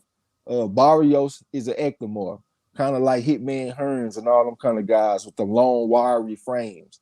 They go up in weight very well. Think about Emmanuel Navarrete. He fought as low as like 112, and he all the way up to like 126 now, and he didn't carry that weight very well on the ectomorph frame. I expect the same thing for Barrios, and it's going to be tough on Thurman ass. Yeah, I don't see it being an easy fight for Thurman at all. Lala D said neither would Boots. Boots said Spence needed a true tune-up pre-Bud. Yeah, I remember you speaking on that, Lala, on your video. You were saying he needed a tune-up fight because she flipped it around and said, I wonder if he is still that way if they put him to fight Earl. Would he still be saying he need that tune-up, or would he be ready to fight? Hey, salute to Bruce Goes, man. He said that he got his candle in the mail. Oh, yeah, and FedEx broke it, you know what I'm saying? But I called him to say today, glad you showed up, Bruce Goes, glad to have you here. And El Fenici, I'm sorry I missed you, glad you're here. But Bruce Goes, we're going to go ahead and get you another one, man, because I want you to be able to enjoy that candle. That being broke, that's not cool at all. So we're going to get another one sent to you, and I hope that will make it to you safe. So with that being said, Gil Coles, OG like his crow straight up, no sauce. You know what? It's all good. What fight is he talking about, though? What fight you supposed to be eating crow on? I guess I guess what he telling us is that he going with Ugas. That's what I was thinking. You know what I'm saying? I'm feeling like that's what he's saying to me, that he going with Ugas, and I'm gonna eat crow because Ugas gonna be Earl, and I don't see that. I Say it with your chest chest in. Gil. Yeah, put some nation marks behind it. If you taking Ugas, say you taking Ugas, my brother. Yeah, see it early like I be saying it when I'm just so sure. Come on, don't hold back. Where was I? D-Lo for the reason I won't call him a tune-up, because Earl said tune-ups are for fighters who lack confidence or something like that. Oh, so he said he ain't gonna call him a tune-up because Earl ain't call him a tune-up. His mama named him Clay. I'm gonna call him Clay. Hey, So I'm gonna ride with that. I feel you. I understand your logic behind that. You know what I'm saying? But as fans, you know, we throw things around at each other and bounce it off each other and see how we feel about it. That's all I'm saying. Yep, I can interpret it how I want to interpret it. I don't give a damn what Earl said. Yeah, exactly. Virgil Hunter wouldn't let him say, okay, fight Ugas next, to be honest. I don't know what that said, but okay. El Fenici, okay. What's up? Salute to El Fenici. I didn't realize he was in here. I hope I said what's up to him. I had said what's up to him when he came in. Okay. Tune-ups are also disrespectful to the champion, but I get it. Yeah. That's true. That's true. The man is a champion. You know what I'm saying? Well, all I can say is they fight. Some people gonna call it a tune-up. I'm not gonna call it a tune-up, except for being like cheeky and saying, you know, Ugas is his tune-up fight. Because I feel like that's how I feel like Earl is. I feel like Earl just, yeah, I'm ready. I'm being biased right now. I shouldn't be, but hey, I'm human. Anybody that say they can't be biased, somewhere along what they saying is a lie. EJ wants Bud. It's going to happen. El Fenici, we see that's going to happen. At least that's what we hoping for, because if you go any other direction, you know, I don't even want to go there no more, because it's just too much. And El is from Texas, too. He's from Dallas. So, you know, he in the same camp with him. Oh, yeah.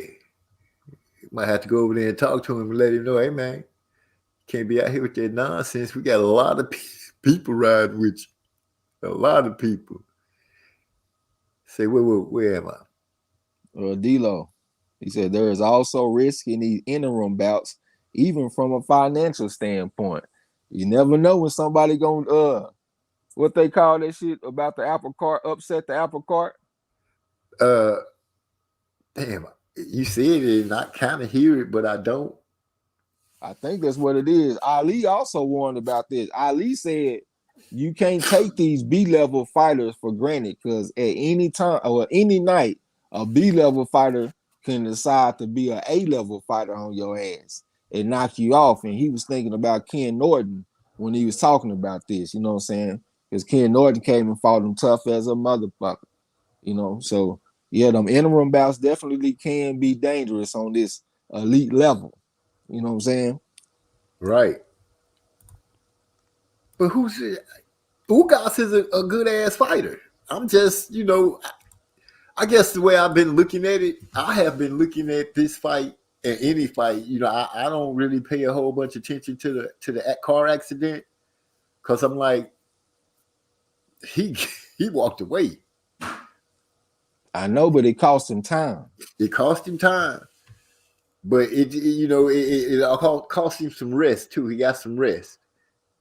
It let him come back one more time, and then, you know, the retina, which I believe that might have been the rib. That might have been the most serious thing that probably came from the car accident. But it could have came with Sean Porter. It could have came with that, and it just didn't get recognized until after he fought Danny. I think it's from the wreck. After the wreck, he got a picture with his face all fucked up, and that same eye that's messed up in that picture is the one that got the retina, right? Right. I believe yes, I think it's pretty. Yeah, I think it's pretty clear. So, with that being said, I'm just looking at him like, shoot, he good, he ready, he gonna fight. That's just me. He gonna fight, but he got a tough guy that he about to fight off a layoff. Even if if it wasn't no car accident. Coming off a year-long layoff and fighting Ugas is not easy. And then by the time the fight, when is the fight actually scheduled? I believe did somebody put it in the chat? I went down. Because by the time they fight, it's gonna be like a year and a quarter, or almost a year and a half or some shit since Earl had a fight. That's a long time, man.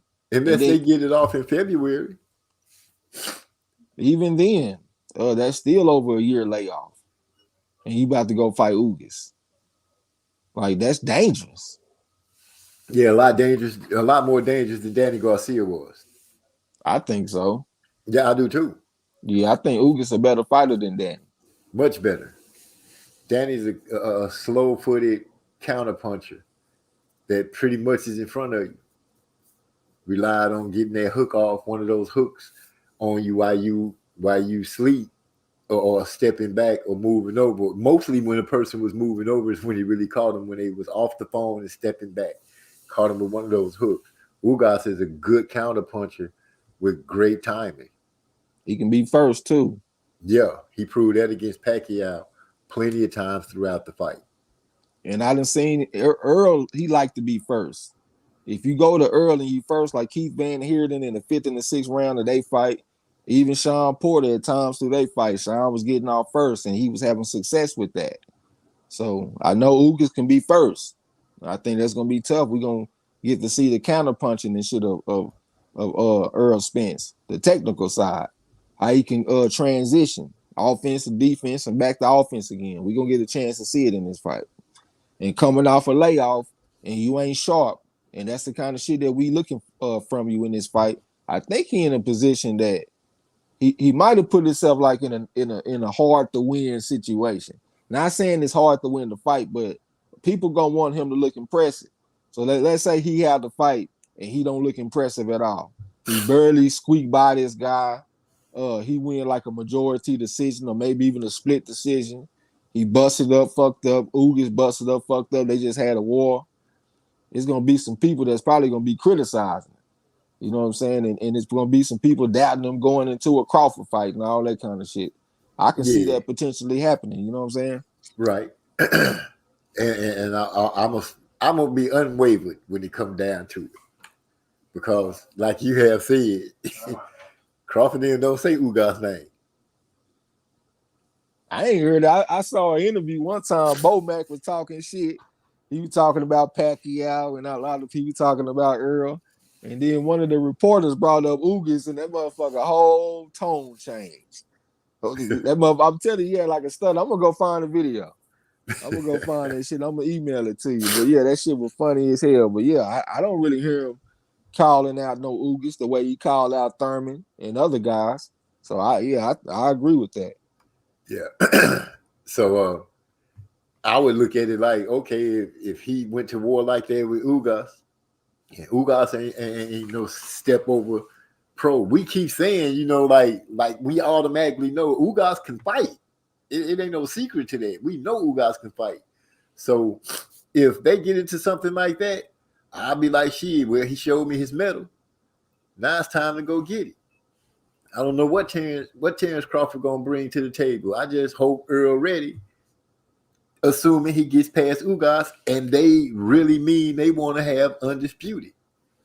They do that, then shit, I'm gonna be like, man, I'm gonna be a kid in the candy store. I'm gonna be so happy, so ready to see it. Derek Bailey say, plus Ugas a southpaw. I don't know what it is about Ugas that make people think he a southpaw, but I used to think that too. Ugas is an orthodox fighter, man. Ugas was stepping to Pacquiao with the jab and the looping right hand. Pacquiao, part of the reason why Pacquiao got so tired is because he was training to fight against another southpaw, and that's Earl Spence. So he was going to be right there in front of Pacquiao. Since he had to fight against an orthodox fighter in Ugas, he tried to use that step around move that we always talk about. We call it the European step around, but Pacquiao do it too, where he step around the lead foot to get to the dorsal side, and he can find a blind spot on his opponent. So he tried to do that against Ugas, and that requires a lot more energy. So the game plan that he had for Ugas was a lot more energy consuming than the game plan that he was gonna have for Earl, because Earl was gonna be right there in front of him more because he a southpaw. So yeah, Ugas is not a southpaw. He is an orthodox fighter. And well, shoot, there it is. But didn't he switch a little bit against Sean Porter? Or am I just thinking I'm seeing something? Because that might have gave a lot of people the impression that he was a lefty, because I believe Ugas has switch hit in some of his fights. I don't recall seeing it, but hey, we're in a day and age where it's a lot of switch hitters. So if he do switch, I won't be too surprised, but I can't remember I'm seeing gonna go him look switch. back at Porter. I'm gonna go back and look at he and Porter again and see if he didn't go into a southpaw stand. I could be wrong. It might have been just the way they got away from each other or something, but I could have swore I saw him switch. I think it was the Porter fight. I think he switched. But, you know, like I said, I'm going to have to go back and look at it again and check, and then I'll know for sure. Man, I'm lost. Help me out. Find it. Tell me where you at. All right. D-Lo said, I think Spinks was the last. So what you saying? Spinks was the last undisputed at 147 or something like that. I think that's what he's saying. I think he's talking about Corey Spinks. Gil Cole says that. Oh, my bad. I was saying, was it four belts then? I think so. Okay. Hell no. Because I saw Corey a list. I saw a list of the 4 belt undisputed champions, and I don't remember seeing welterweight on the list. So it probably was I don't know, man. Don't start me lying about these belts. Yeah, Coach said Zab. Yeah, that's right. You said don't be asking me about the belts because I don't know nothing about the belts. Yeah, don't have me up and sound like a casual. You have been on the record to go ahead and say that Gil Cole said Zab was the last undisputed 147. Yeah, I see. Okay, I'm gonna just have to go find out. Say, El Fenici say, ain't either one of them no Benny Leonard. Nah, they ain't no Benny Leonard. That's one of the greatest of all time, man. If you listen to the old school historians like Scrapbook Boxing, yeah, he say the greatest lightweight of all time comes down to Benny Leonard or Joe Gans. A lot of people like to say Roberto Duran. Some people like to say Pernell Sweet Pea Whitaker. But according to him and other historians too, like the Hardline guy, they say that it comes down to Benny Leonard and Joe Gans. That's some amazing stuff. And no, I can't say that either one of them are even close to that in that realm. I could say that I feel like both of them are special, but not special to that level.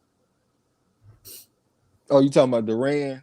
No, I'm talking about Earl and Crawford. Okay. Ain't no Benny Leonard. You know what I'm saying? I feel like both of them are special, but I wouldn't rank them like that. But I will give them their flowers. And Earl is a good technical fighter, and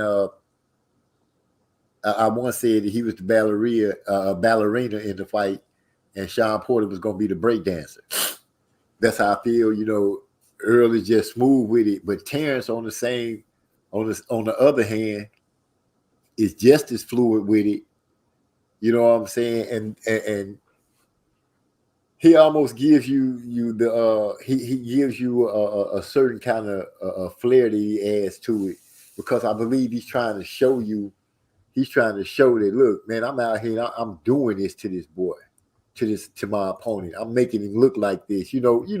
I believe that's what I see from him, which gives him that flair. So they both got their way of doing it. Earl is like blue collar going at it. I'm just gonna keep on working at it until you gear it up. And Terrence is like, I'm just gonna make you gear it up and make you look bad and show out on you while I'm doing it, and I'm gonna stop you. So they both special. It's just not special like Benny Leonard. Stop that. Yeah, Benny Leonard, if you listen to like Haplotype, he had that motherfucker like his true record. Like if you look at BoxRec, they got Benny Leonard like at 89 106, if I'm not mistaken. And they say the motherfucker really had a lot more fights than that. Like I think Scrapbook had him at like 166, 19-4, or something like that. And he fighting some of the best of his time. One of the fights that he got on YouTube is against a guy named Lou Tendler. And the historians, a lot of them consider Lou Tendler one of the greatest southpaws of all time. And Benny Leonard just go out there and box his ass up like it wasn't nothing. You know what I'm saying? Easy work on his ass. Right. Yeah, the motherfucker was special. And Joe Gans, like, oh my God. And the thing about him too is that he was like, he credited with being like a 2-time lightweight champion. Okay. They was actually taking his belt away from him without him losing it in the ring or even losing it on the scales.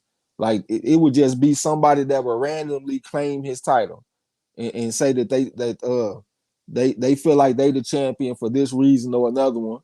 The newspapers would get behind them, and all of a sudden we got a whole new champion, and Joe Gans ain't even lose the belt to nobody. You know what I'm saying? So if he was able to maintain his status, he would be recognized even greater. But if you look at the type of fighters that he was fighting, like Jack Blackburn, he fought Dave Holly and Sam Langford back-to-back on back-to-back nights. He was in Philadelphia one day and he fought against Dave Holly, and then the next day he up in Boston fighting against Sam Langford. He fighting I'm talking about two of the greatest, most skillful fighters of all time in back-to-back nights. Dave Holly, now you got to go fight Sam Langford. And a lot of people feel like Sam Langford is the greatest fighter of all time. That's the type of motherfuckers that Joe Gans is fighting. Yeah, that motherfucker, they great. You know what I'm saying? I got you. D-Lo 404 said, Leonard and Hearn didn't wait for Undisputed. Crawford versus Spence could have fought at least twice by now. But I'll take the next, to be content. I feel you on that. I ain't skip over your El Fenici. Let me go ahead and get it. He say, I feel you, MZ. He's saying, just hold what you got. That's the old Texas saying. We talking about Earl saying he gonna clean up his side of the street. Crawford just hold on. Let me do what I got to do. Yeah. Gil Cole said that Zab beat Spinks. I'll look it up. So I think he's saying, so that's like the lineage. So he's saying that Spinks, he had the belts. I think they're saying he was like undisputed or some shit, maybe in like a 3-belt era. And then that got passed down from Spinks to Zab Judah, and that's the lineage. And it do seem like that motherfucker Zab was, I don't know, don't start me lying. Let me shut my ass up. Zab was holding a few belts though, wasn't he? I know he was holding something when he and Floyd fought. I don't know why when I did some trivia a long time ago, it seemed like I saw that Zab Judah was lineal or some shit. But I might be tripping though. Okay. We both are tripping together because I'm lit. Purple Urkel got me irked out. Oh yeah, I like the Purple Urkel. That shit an indica. Well, I'm into right now trying to keep up with this chat. It's just busting my head. It say D-Lo 404 say, oh, y'all stop by the channel and listen to my latest wine ass video after the show. But y'all make sure y'all go by holler at D-Lo 404 boxing and check out what he's talking about. I'll bring the violins too. And some cheese and wine. Yeah. And some cheese and wine. You know what I'm saying? I'll bring some cheese, you know what I'm saying, to go with it. If you're going to be whining, I'll bring the cheese and crackers. There you go. Yeah. Sit down to make a party out of it. It say, El Fenici say Trey X been sitting under the shade tree listening to the old heads.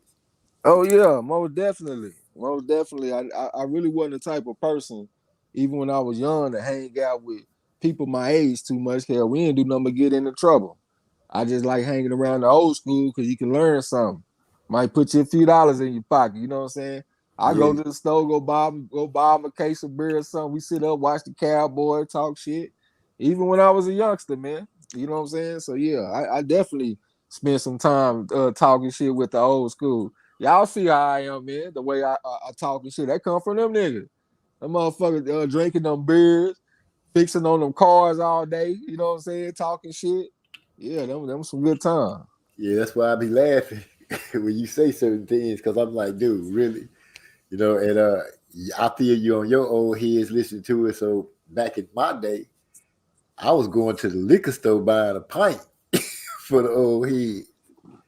Listen to them talk. So, you know, I'm getting the real creme de la creme because they get that drinking and they start, see, young buck, this is what you need to do. And they just give you the game. So it wasn't always, you didn't have to always buy the game. You know, a lot of times you just wait for them to go ahead and get a little lit. They'll tell you what you need to know as a youngster. That was my days way, you know, some kind of back then. Yeah, peace to all the players across the earth and the whole universe. You know what I'm saying? Without a doubt, baby. Papa Day Collins is living life. D-Lo 404, he talking to Gil Cole, so I don't have to mess with that one. I won't mess with that one. Then our issue. The Usher, D-Lo 404. The other issue is that Blu-ray talk is that his KO stoppage, and we can't 100% contribute it to that disconnect. Keith's KO stopped it abruptly. Wait, Keith's KOs stopped abruptly as well. It happens sometimes.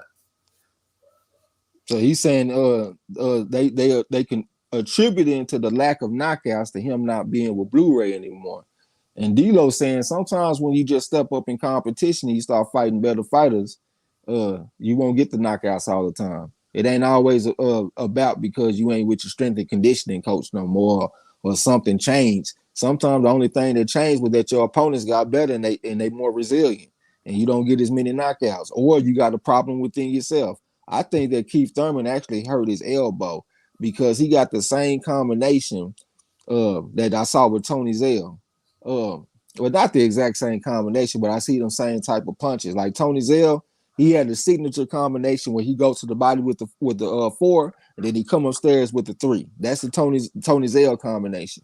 And the way that he throws, see, in America, we throw our punches with our palm face inside, and that puts a lot of pressure on your elbow. Tony Zell, he hurt his elbow in his career because he was throwing the punch like that. I think something similar happened to Keith Thurman, and I think that's why he ain't having the same type of power. Because anytime I look at his highlights, I see the same thing. I see him throwing that looping right hand, palm face inside. That's the way we do it in America. In the UK, they throw their 4s and 3s with the palm face down. That actually takes pressure off of the elbow.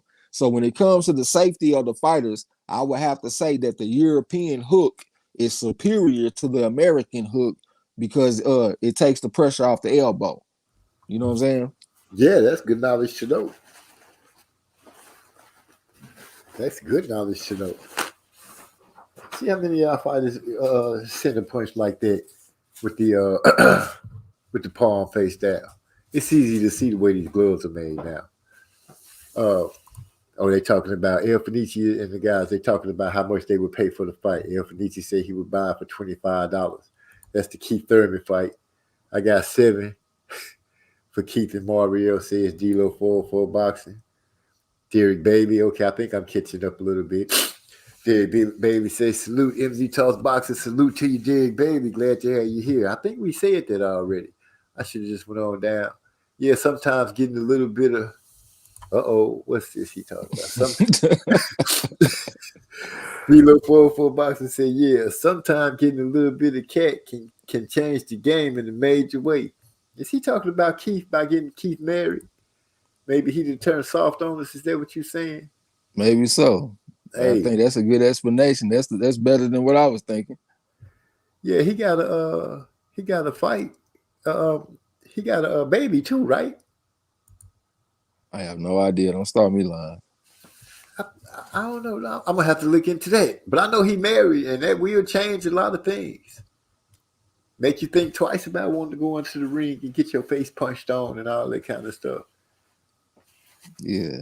And you got a little money saved up, so it's easy to tell yourself, man, you did enough already. You're not, and now he starting to get that itch that the people ain't talking about him like that no more. So finally he looking over there saying, yeah, I'm gonna have to go on out here and do a little something, let these people know who one time is. I'm still one time, baby. And he talking it good, but we finna find out. I got a feeling Mario gonna surprise his ass.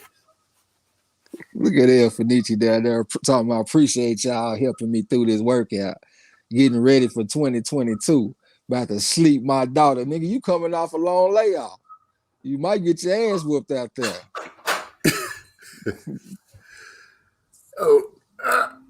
Let me see. Well, plus Barrio is coming off a KO loss to a big puncher. Hope I get better. Now that's my allergies. They get bad.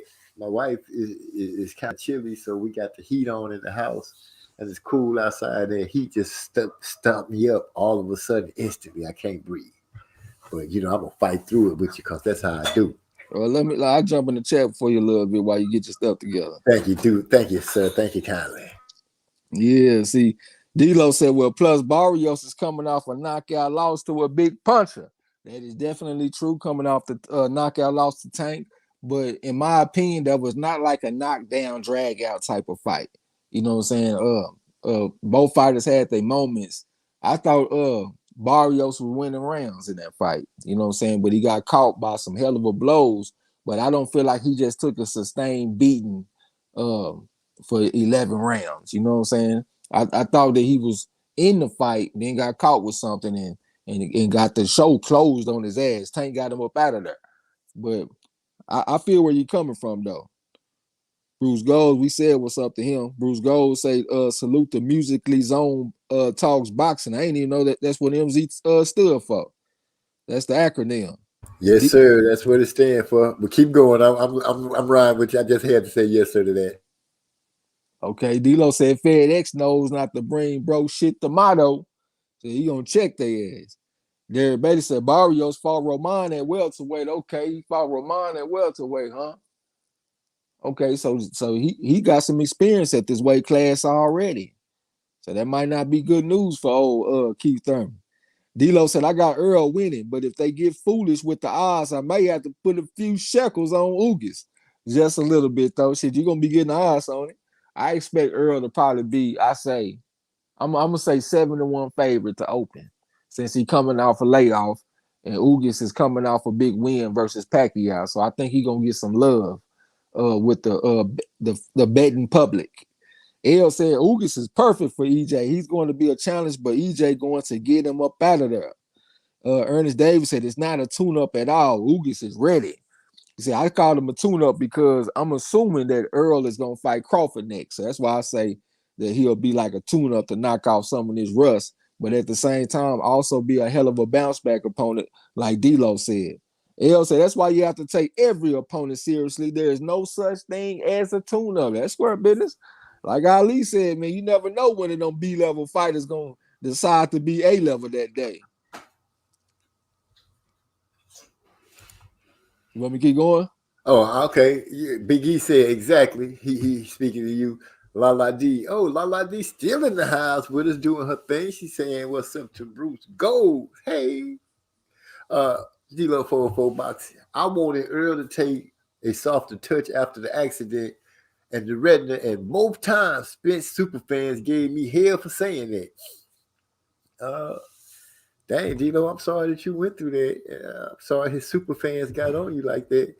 And I hope you don't look at me as like a superfan, because I ain't. But I do like Spence. I feel like it's decent people on both sides, like Trump. Oh, no. No, you did not say like Trump decent.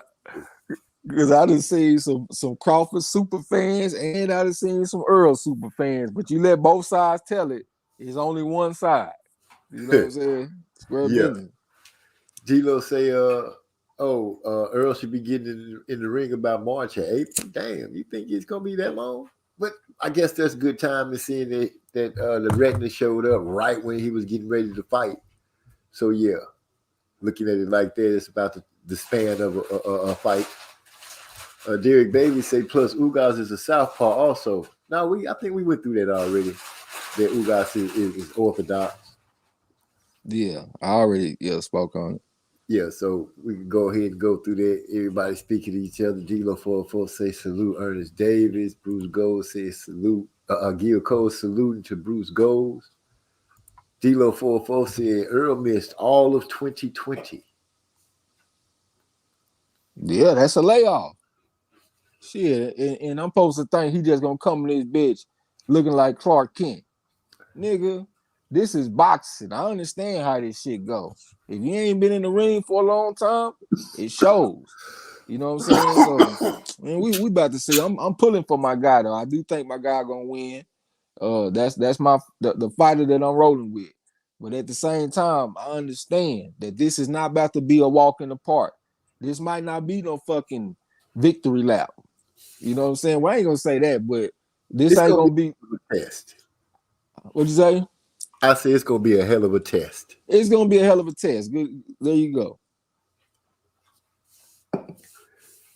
And that's all I can say on that. Bruce goes, hey sis, la la D. If I was you, school, I wouldn't even read all that. See, you trying to catch up in the chat? Skip all of that shit and just go to the. You know what I'm saying? Just go to the meat and comments. potatoes, huh? Yeah, go I to the don't meat care and if he potatoes. squeezed by. Okay, D-Lo 404 said, I don't care if he squeezed by. A win is a win, plus Crawford hasn't beat Ugas. Yeah, if you want to look at it like that, you know, if you want to bring up the fact that Crawford lost to Ugas as an amateur, and I can't wait to see this video with Bomac whole attitude change about when they bring that man's name up. I'm excited to see that. Oh, But, I'm gonna go hunt it down for you. yeah, shoot that to my email. I'm gonna hurry up and throw it in here. Hey, send me that song too. That all day. I like that shit, man. I like. Oh, verse, yeah. and Oh, I like yeah. Master Rob. Master Rob, my favorite on that. Oh man! Oh, you done did it now. When he hear that, boy, his head gonna swell up. He gonna tell everybody, y'all just get in the background and let me do what I do. You just, man. Yo, Master Rob killed that shit, man. Well, man, he gonna be super.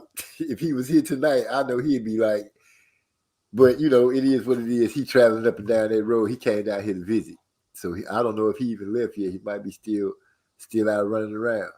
But anyway, yeah, I'll get that to you too. Yeah, I'll make sure I get that to you. Gil Cole said Ugas beat Crawford twice in the amateurs, and that's a well-known fact about that. Let me see, Ugas loves. Nah, but hold on. I don't think so. Because I don't think he beat him twice. I think he beat him once. I only read about once, and then I saw an interview where Ugas was talking about it, and he only mentioned one fight.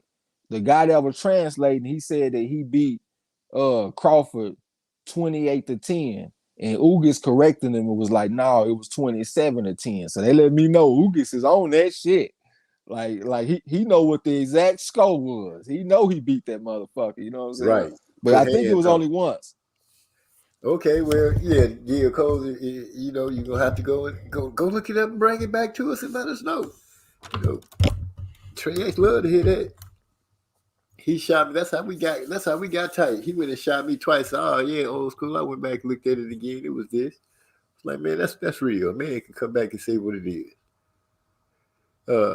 D-Lo say ain't nobody down to fight Ugas regardless of them losses. And you have said a lot because nobody is really calling him out. He is holding the belt. You haven't heard anybody. The only person I seen text or anything was Earl when he first got the belt. Earl was like, "Oh, now you got someone I want," or something like that. And then all of a sudden, wheels start falling off the wagon. He ended up getting the big deal with Manny, and then that's when the eye fell apart. So, yeah, but ain't nobody trying to run up on Ugas. Ugas putting no hands on people with those 69-inch arms that look like they longer than that.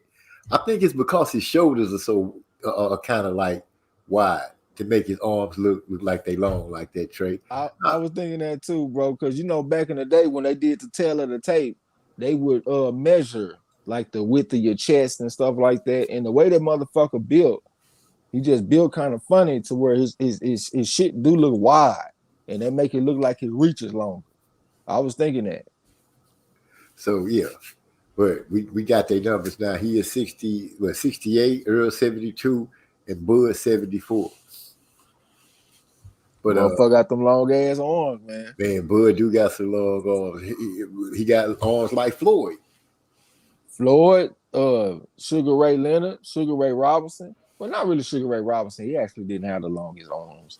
But if you look at the great fighters like Sam Langford, my God, that man was 5'7" and his reach was 74 inches. So he 5'7" with a 6'2" man's reach.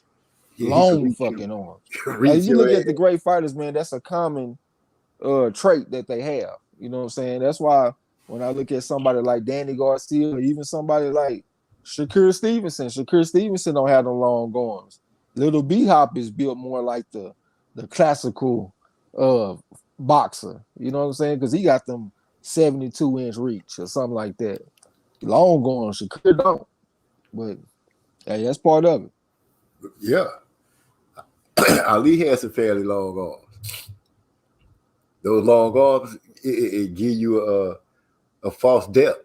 It make you think you're far enough away from him until you shoot that mug out there and reach you from across the ring. Like, wait a minute. I'm in here with Stretch Armstrong. And me, when I look at that shit, like what comes to my mind is that it seems like their body has adjusted to the life they live. Like I would see some people, like I had a partner that his name was Original. And this dude he was like 6'6" and he played basketball. But wasn't nobody in his family tall. That nigga, he stayed with his mom and dad. They both short. He had a brother named Natron. These motherfuckers stayed in Oak Cliff off Ferguson. You know what I'm saying? And what I said? I meant they stayed in Pleasant Grove off Ferguson. If that ain't what I said, Aspen Chase. But this motherfucker was tall, man. It looked like his body adjusted to playing basketball. And I would see other people like that too. Motherfuckers' arms and shit long as hell, they tall as fuck. And then I look at the rest of their family and they all short and stumpy. And I'm like, damn, where did all this height and shit come from? It looked like their body adjusted. And a lot of these fighters, they get off in the fighting early and shit. It just seemed like their body adjusted to the lifestyle that they live and they get them long ass arms and shit. That's what it looked like to me. I might be wrong. I'm over here talking like some damn near like some Darwinism type shit. But yeah, that's just what went all into your scientific bag. Yeah, that's what it looked like to me though. Ernest Davis said I'm reaching, but hey, that's what come to my mind though. You know what? I'm gonna go ahead and take us to all day so we can go ahead and get ourselves together. I'm gonna go ahead and put me a little purple Urkel in the air. We come back, we'll finish up in the chat and chopping it up all day.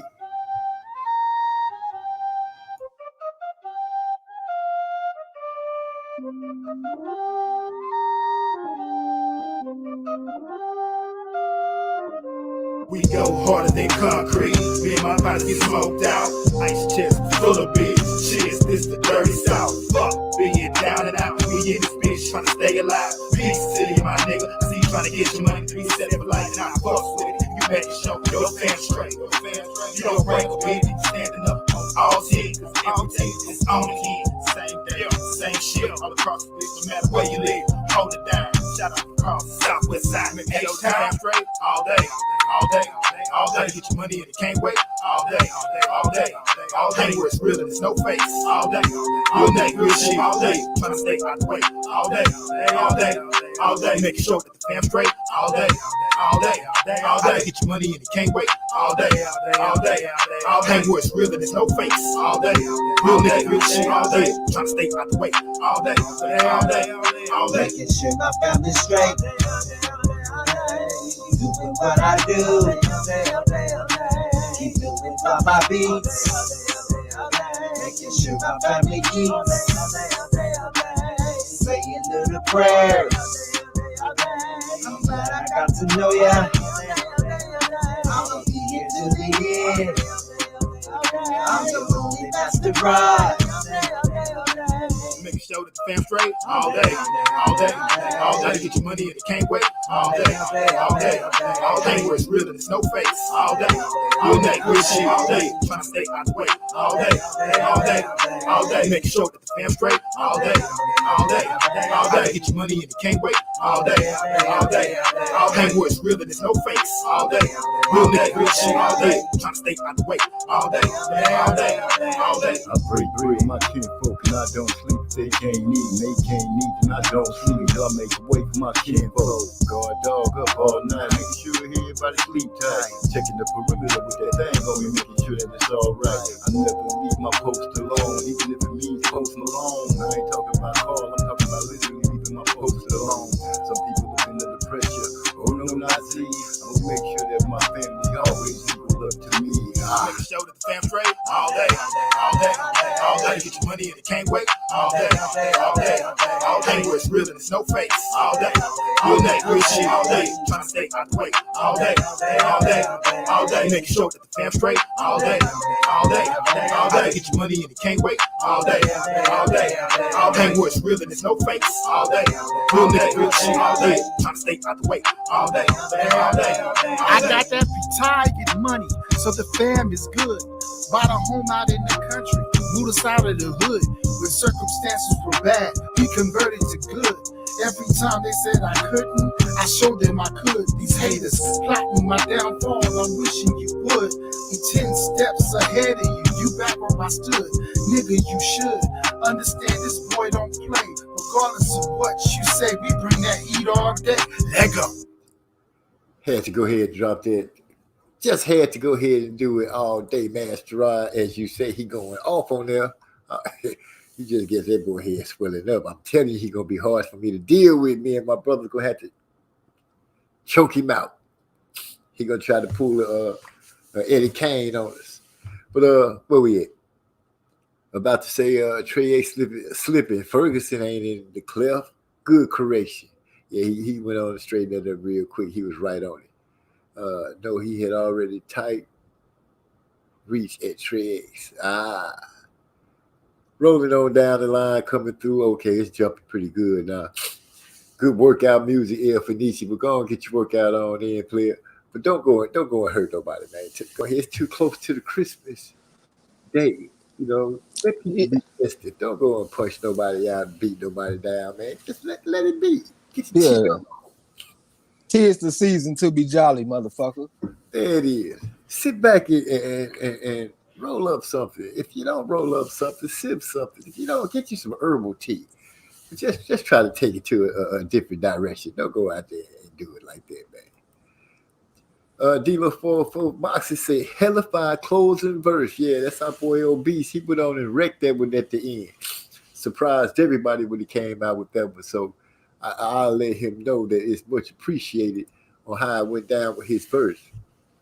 I did not realize the time is just swung by on so fast and swiftly that it's already at the 10 o'clock, 2-hour mark, 10 o'clock hour, pushing on at 11.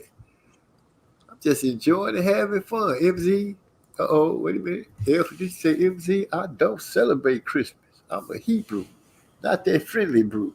I understand that at the beginning of the show, I did give respect to those that don't celebrate Christmas. I do understand, but I do know there's a lot of kids around the world that's gonna be joyous that day come up and they gonna get the bus open some kind of gift.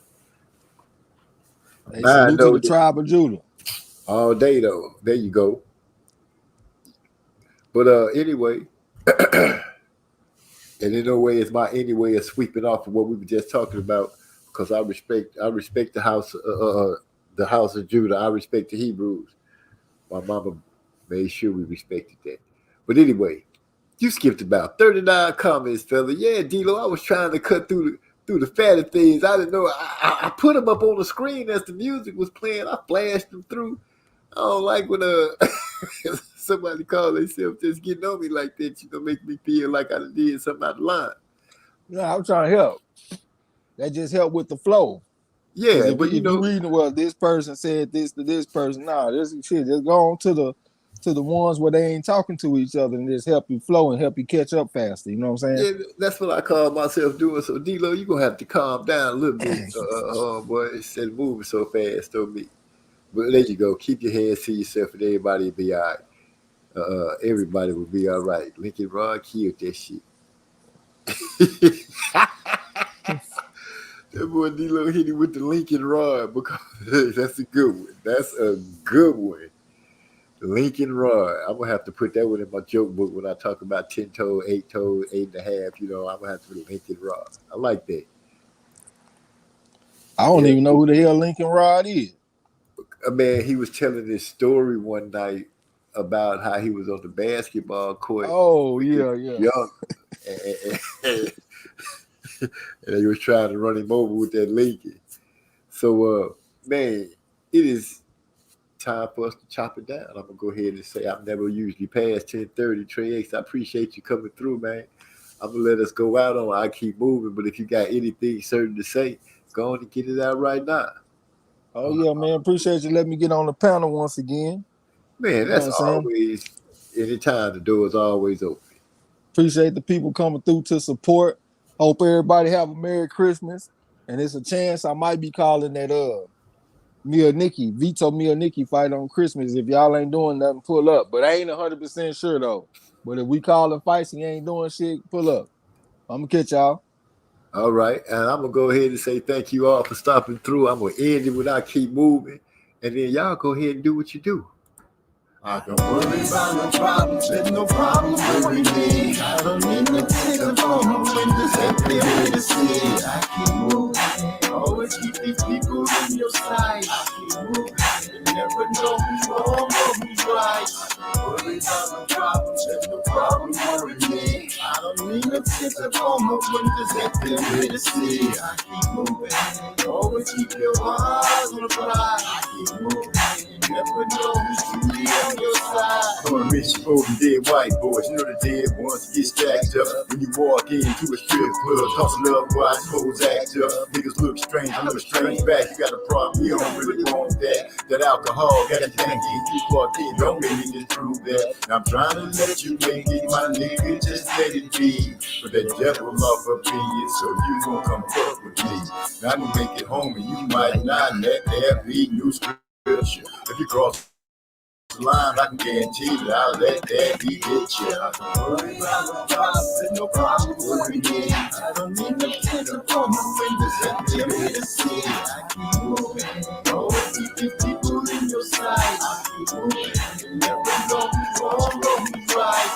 I don't worry about no problems, there's no problem worrying me. I don't need no attention from my windows that tell me to see. I keep moving, always keep your eyes on the prize. I keep moving. You never know who's truly on your side. I keep on moving like soul to soul. Penetrate your mind, let your conscience flow. Like water from the aquifer. Look you in the ocular and see your divinity. Pour the Hennessy, take a sip. Know those difficult clips full of hollow tip. Got the mic with a firm grip when I spit. Have brothers like a little shit. Niggas killing me with this mother shit that you hear. Inability to speak with clarity, it's so unclear. But I'ma need you to step your game up. Cause if not, you a trunk that's a lame duck. I'ma call you super dead cause your game suck. Pack your shit if you nigga ain't truck. What? Worry about no problems, there's no problem worrying me. I don't need no tears upon the windows that they're here to see. I keep moving, always keeping people in your sight. I keep moving, you never know who's wrong or who's right. Worry about no problems, there's no problem worrying me. I don't need no tears upon the windows that they're here to see. I keep moving, always keep your eyes on the prize. I keep moving, you never know who's truly on your side. I said, Niggas killing me with this mother shit that you hear. Inability to speak with clarity, it's so I unclear. said niggas be talking crazy, hold up, don't make them wait. I don't chase after hoes, I really make change, okay, let's get that straight. Nah, back to the grill, when these niggas got beef, yes man, gon' bring your stage. By the time you realize we got a problem, then it's too late. Y'all know what it is, MZ Talks Boxing.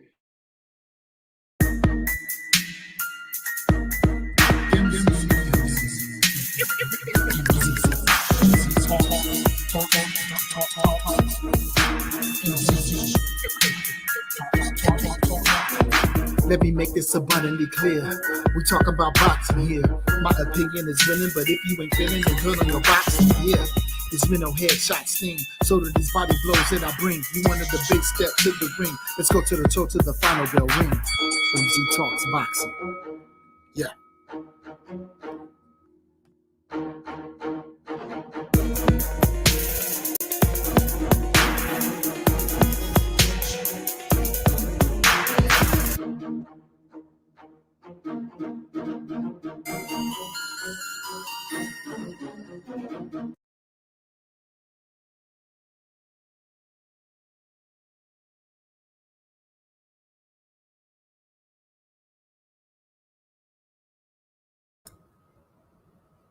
Y'all leave a thumbs up on your way out. Peace.